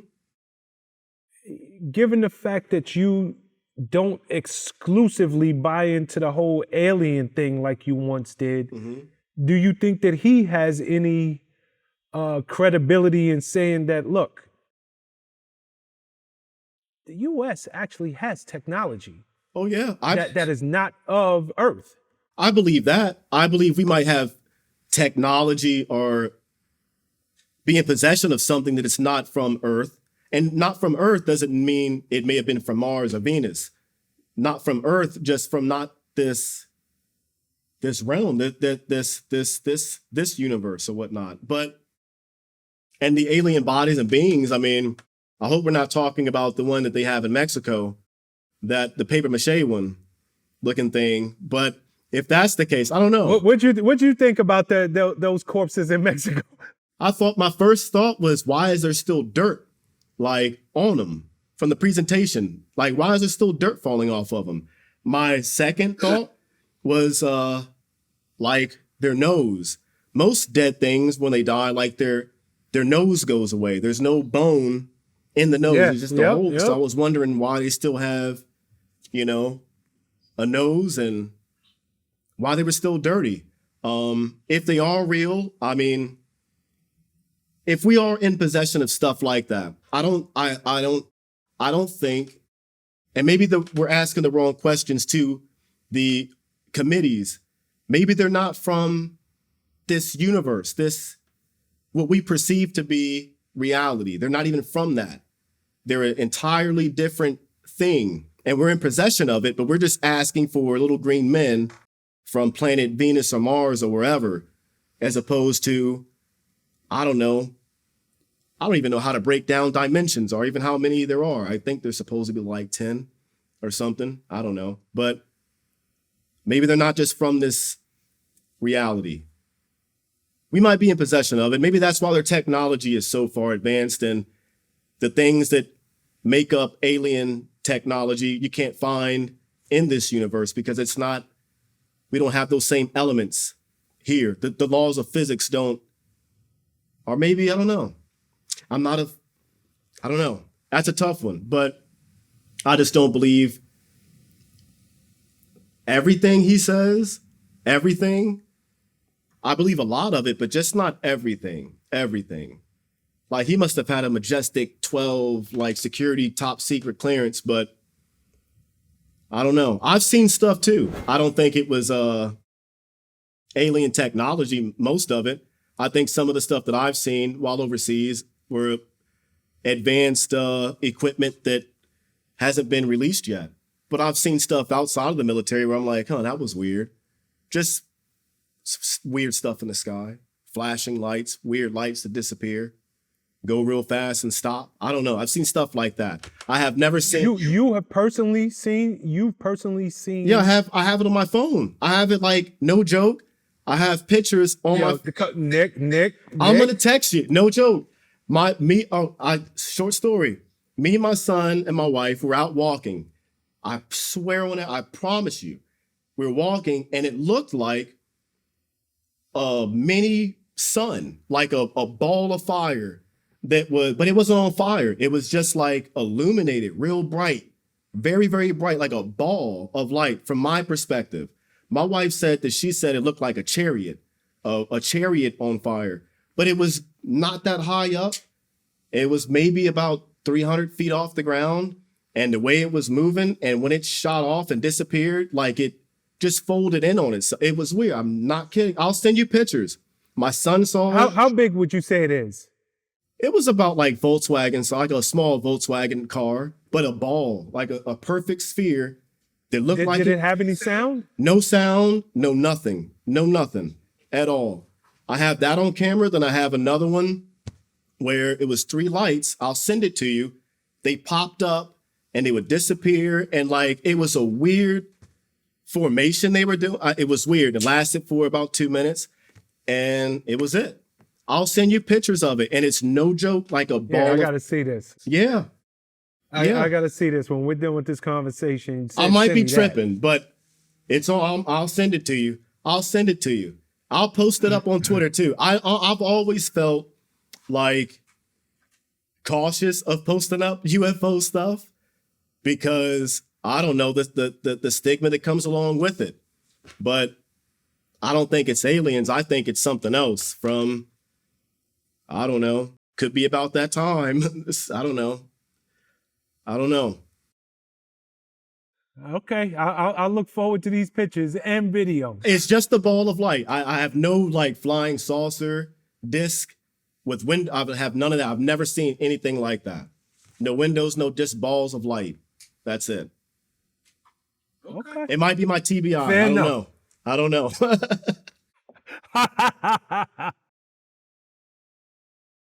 All right, I want to talk to you about something you posted on your social media feed. You said, what's up with America's infatuation with placing and keeping politicians in position of power, as they near and pass the average life expectancy, which is currently 77 years of age. Yep.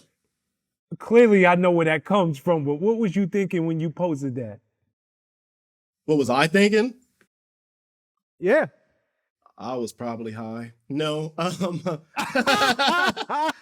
get like that sometimes. I just, like Cat Williams says, it has that effort chemical in it, and just be like, man. But no, I think just looking at the state of like this country and watching Joe Biden, like I had watched a clip of him.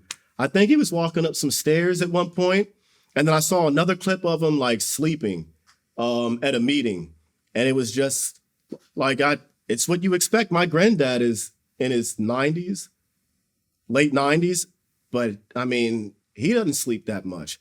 I don't know. I just think it's embarrassing a little bit, and it's concerning. Like, why won't we put in younger, fresher minds into the government, people positions of power, as opposed to staying with this old, dinosaur mentality? It's almost like they're scared of change. Is what it boils down to.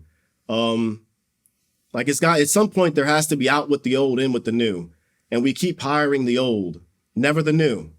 In order for anything to change, we're gonna, we have to change the way in who we put into the people who are allowed to influence and unfortunately control and manipulate our lives.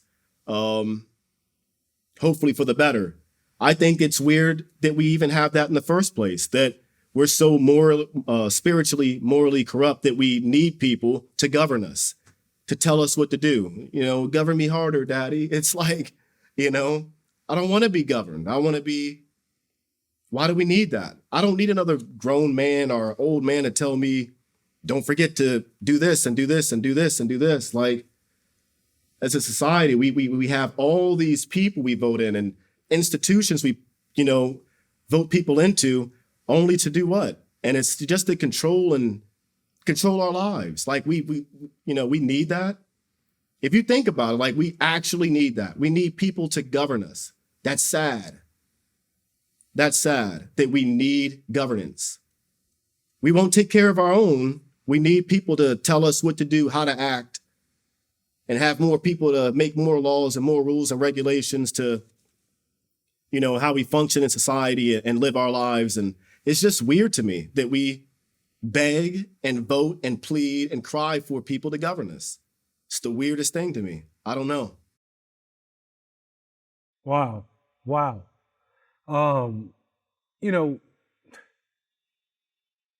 We got Trump, who I believe is 77 years old. Biden, I think, is 80, maybe 81, just turned 81. Who do you even think wins this race? Is there a winner? Oh, I think no, I know what you mean.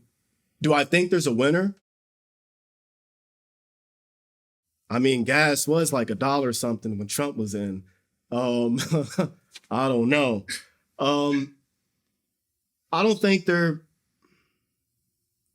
people who never win are the people who are like me, you, and everyone else now. I don't think we truly ever win. The people who win are the people who win. Those are the only ones who win. And the people who lobby to get them in there, the big banks, big pharmaceutical companies and stuff like that. Yeah, they win too. But me, you, everyone else down here, we don't win. We just get to enjoy the puppet show. But I don't think we win anything. What did we win? I'll have to do some research, but at what time in history has the average American, Joe Schmo, won by the people they elected? What did you win? Did you win a cash prize? Did you win a better lifestyle? You may have, but because that president or who you voted for represents only one party and not the other, somebody's left off the table to eat somewhere.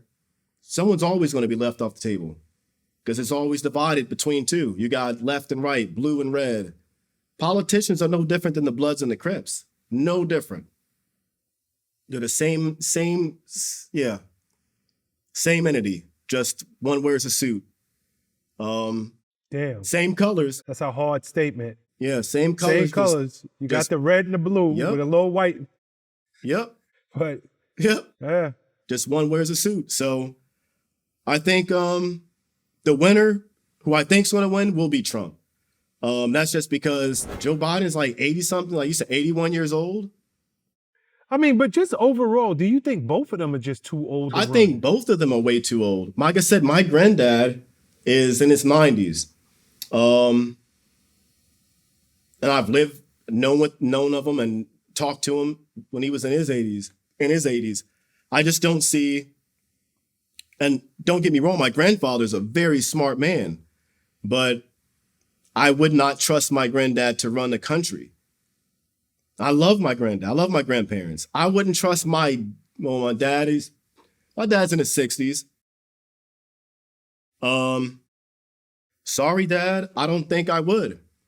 I would, if my ideal president would be in his 30s, mid to late 30s, 40 years old would be like my ideal candidate if I were to vote and, believe in that whole system of you're really representing for us and not the people who put money in your pocket that you have to represent first. If I really believed that that person was going to represent America, I'd vote for somebody around that age demographic, one who hasn't been in the game too long and had enough time to have been influenced by other people and other corruption by that age, and someone who's more cognitively there.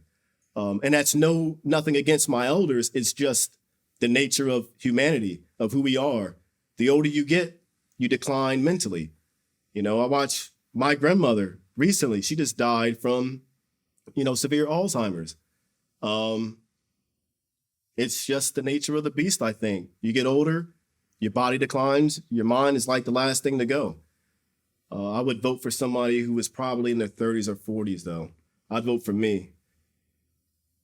Hey, if you guys vote for me, I'm not kidding. If you vote for me, you only got to deal with me at max like a week. At week, the minute I get up there and start speaking the truth and firing people, I think that's the day I get JFK'd. Or MLK'd. So can we take this as your official throwing your hat into this race? I don't want to die next week. I 2024? don't want to die in 2024. Let me give it some time a little bit. I got to figure some things out and I'll get back to you. But I would like to, and I just don't, I say that, but would I really want to be a president? No, because I would be going against what I believe in. I just don't feel that, who am I to govern anybody? I don't think I'm any better than the homeless dude down the street, Just because I go home to 4 walls and a roof doesn't mean anything. And I get 3 meals a day. Well, I eat once a day, but I'm no different than, anybody out here. So for me to feel that I'm in a position that I need to govern you because I'm better, no. I think we should all just chill out and take a look at ourselves for a little bit and be like, man, we're fucked up. Yeah. Yeah. Okay. So Trump. Mm-hmm. Trump seems to be. You talk about the Teflon Don. Mm-hmm. He's been the Teflon Don for many years. Oh yeah. How do you think it's going to play out with this RICO case? Do you think he'll get convicted? Many of his co-defendants, they took pleas. Mm-hmm.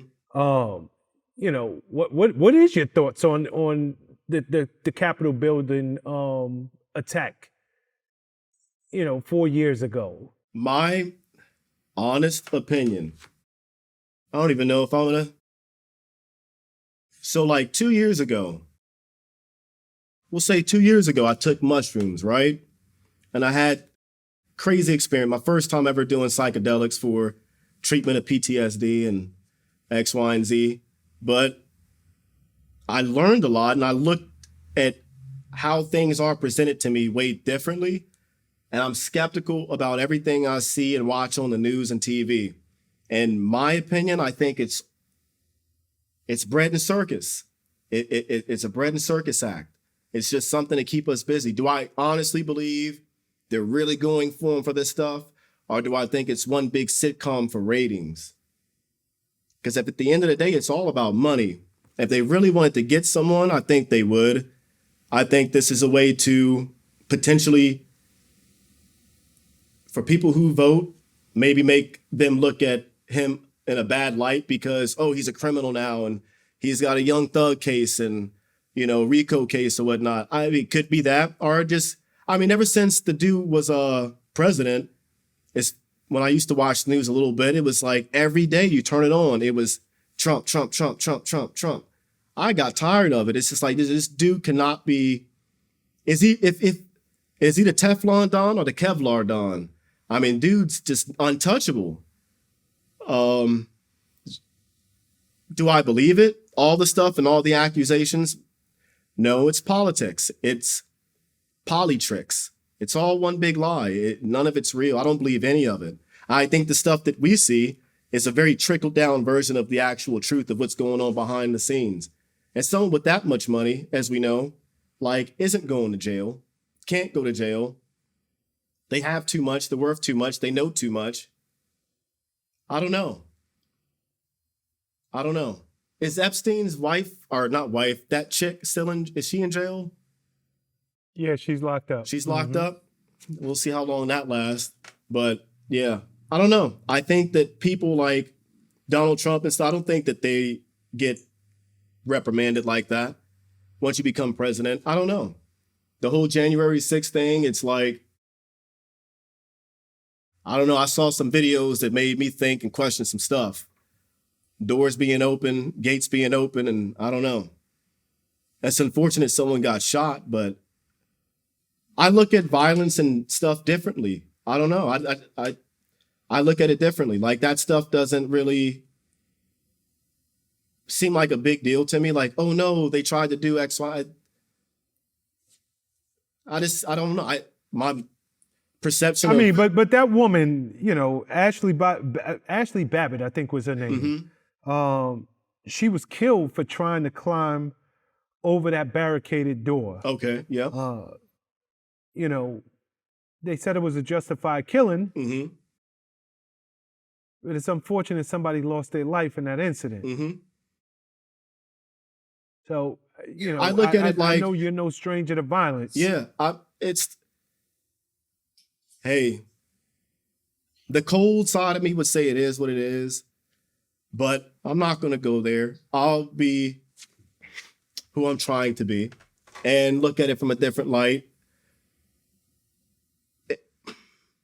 And after watching the video, to go back and to be honest with you, I don't think the guy actually intended to pull the trigger. It looked like a negligent discharge. But I'm not a professional when it comes to stuff like that. But if I were going to shoot to kill, and if you were breaking it, I don't know. It's just they're trained a little bit different than that. But at the same time, if you're breaking into, where were they at? The Capitol? I mean, if you're not allowed to break and enter the state capitol, and you're met with deadly force, I mean, what do you expect? It's like me trying to sneak on to Area 51. I can read the sign. I know what's going to happen if I go on and try to do it. And if I catch one, well, don't feel sorry for me. I wouldn't want that. I knew it was coming. I was out here doing this. So I don't know. But like I said, to me, it's the big deal that they're making it out to be. And I just saw recently that the FBI was on the hunt for one of these guys. I think it was an Air Force, National Guard, something like that. And he was a part of the January 6th thing. And the entire FBI was out after him, searching for him.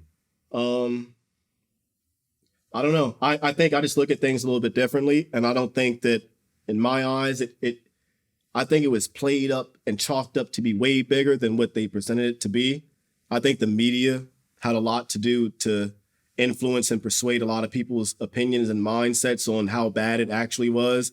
And I don't think it was like there was way more violence across America year after year after year before that. That just wasn't like a big deal to me. It just wasn't. I don't know. I might disagree with you on this one. And here's what I say. Imagine if we're in another country and we see the sights that we saw, like people literally scaling the building, running through the halls of, the Capitol building. Like, this is the Capitol building. It's one thing to protest peacefully, but when it goes to the extent that it went, it almost feels like something we see in a foreign country.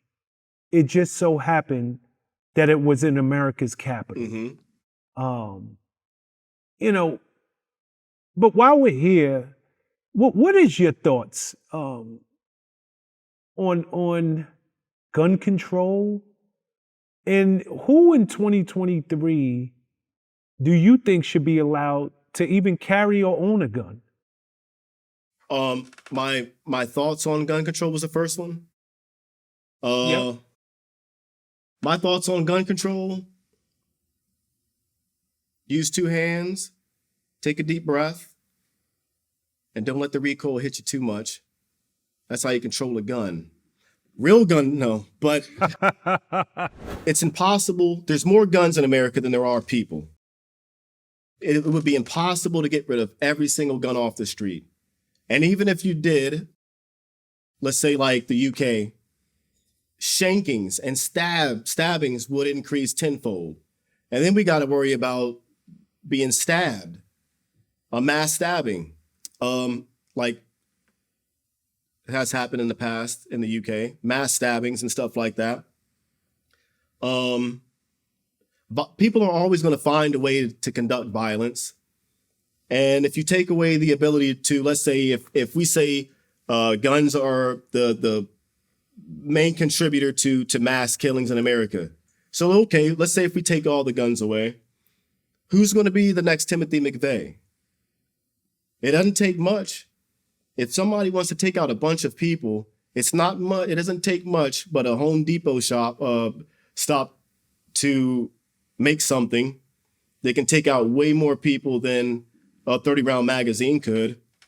And if the police have ARs or semi-automatics, and they have MRAPs and mini tanks and militarized weapons and vehicles, and the government has it, I just don't see why I shouldn't be able to.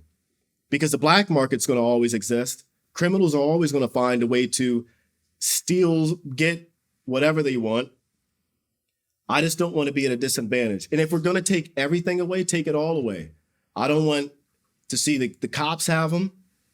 I don't want to see the politicians' bodyguards to have them, the Secret Service to have them. Let's all be fair and just square up and we can fight if that's the way it's going to be. And then we'll have an even playing field on, the cream of the crop. But until that day comes, for me, and maybe it is me being selfish, but to be able to protect my family, will always trump someone trying to do harm to them. Like, their life will never matter when it comes to protecting my family. And if to protect my family means that I need to have an AR or a pistol, like I have a pistol on me now, and it's just not because I want to go out here and use it. It's because I know people out here are crazy, and not everything is a one-on-one fight. Sometimes there's 3 people, 4 people, 5 people, 5 people storm into your home. Like there's plenty of videos of on YouTube and the internet, home break-ins. Granddad's shotgun ain't gonna always do the trick, and grandmother's 5-6 shot revolver won't do it always either.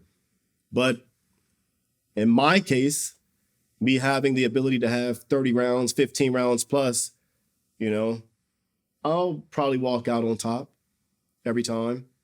So, but like I said, until we get rid of them all, I need something. Because if not, I'm out here with assless chaps. That's real. That's real. Okay. Something, I just want to pick your brain. I saw a video where you rated the most accurate sniper scenes. Oh, yeah. In movies. Mm-hmm. Do you remember what you said were the most accurate sniper scenes in movies? And have there been any new movies that's come out where you were like, yo, they got it right? Yeah, I think the most accurate one I've seen was Lone Survivor. with Mark Wahlberg. He was portraying Marcus Luttrell, the Navy SEAL. Like there's a particular scene in there in the woods that looked very, very realistic and was like, man, that looks exactly like how it looks. That's like the only movie that I can say by far was the most like, if you want to know what war is like a little bit, get some surround sound and watch that movie. That's like one of the most accurate depictions of combat, shooting, sniper scenes like I've ever seen. I've been to my unit was the one that rescued Marcus Luttrell. Know that environment, the sounds, everything. It was really realistic. But Lone Survivor was like the most accurate depiction of, if you want to, that one scene about sniping, that was probably it. But the entire movie in general, the gunfight scene was like the most accurate that I've seen to date. You know, have you ever had the opportunity to meet Mark Wahlberg? Yeah. Oh yeah. I worked with him on Transformers. Back in. Okay, stop there for 1 second. Yeah. Did you have the opportunity to tell him just how realistic, coming from your background? Oh, this was before that movie. Because I think that is, oh damn. Yeah. Because coming from your background, that is an amazing compliment to the director Peter Berg, to Mark Wahlberg himself, to say, I know what it's like. I know the smell. I know the sounds. I know the feel of war and what it's like to be a sniper. And this movie nailed it. Yeah. That's an incredible compliment, because we all see movies and, you know, truth be told, they got to do it for Hollywood. Yeah. You know, they're there to make money. So if it's not 100% accurate, but it's entertaining, hey, we did our job. Yeah. I think that is such a great thing for you to say that. Wow. Yeah, but that was I would say I would give them number one. Number two would probably be Saving Private Ryan. But I still think Lone Survivor is like way above that, though. I think Lone Survivor's, the fighting scene is way above that. Way above that. Okay, what's the worst depiction of a sniper scene that you've ever seen? Probably from the movie Sniper, from like the early 90s. Steven Seagal. He was in the movie Sniper. That's like the worst thing ever. Steven Seagal's acting and just the whole sniper thing in general, that was really bad. That was really bad. So hold on, let me make sure I'm understanding this. Was it his acting, or was it the actual depiction of what a sniper encounter actually looks like? All of it, but the part that left the worst taste was his acting. But the entire movie was really bad. None of that stuff none of it. The earlier on sniper movies were somewhat bad, but some parts were kind of accurate, like 50-50. But it's the worst one. Yeah. I'm trying to think of like something it's really hard to like make a sniper movie terrible, you know? It's really, really hard. But yeah, Steven Seagal pulled that off. Steven Seagal did a good job. He did a good job making that terrible. He did an excellent job. Failed with flying colors. Oh, yeah.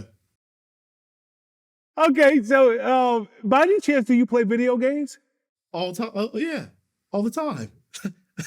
Are you an Xbox guy or you a PlayStation guy? I have both, but I would say it depends on what I'm playing. Like if I'm playing like Call of Duty, that's where I'm going. Okay, Call of Duty Modern Warfare 3 just dropped. Yep. I don't know if you got that. I won't get it because I'm boycotting. I'm boycotting. You're boycotting what? Call of Duty. This new one.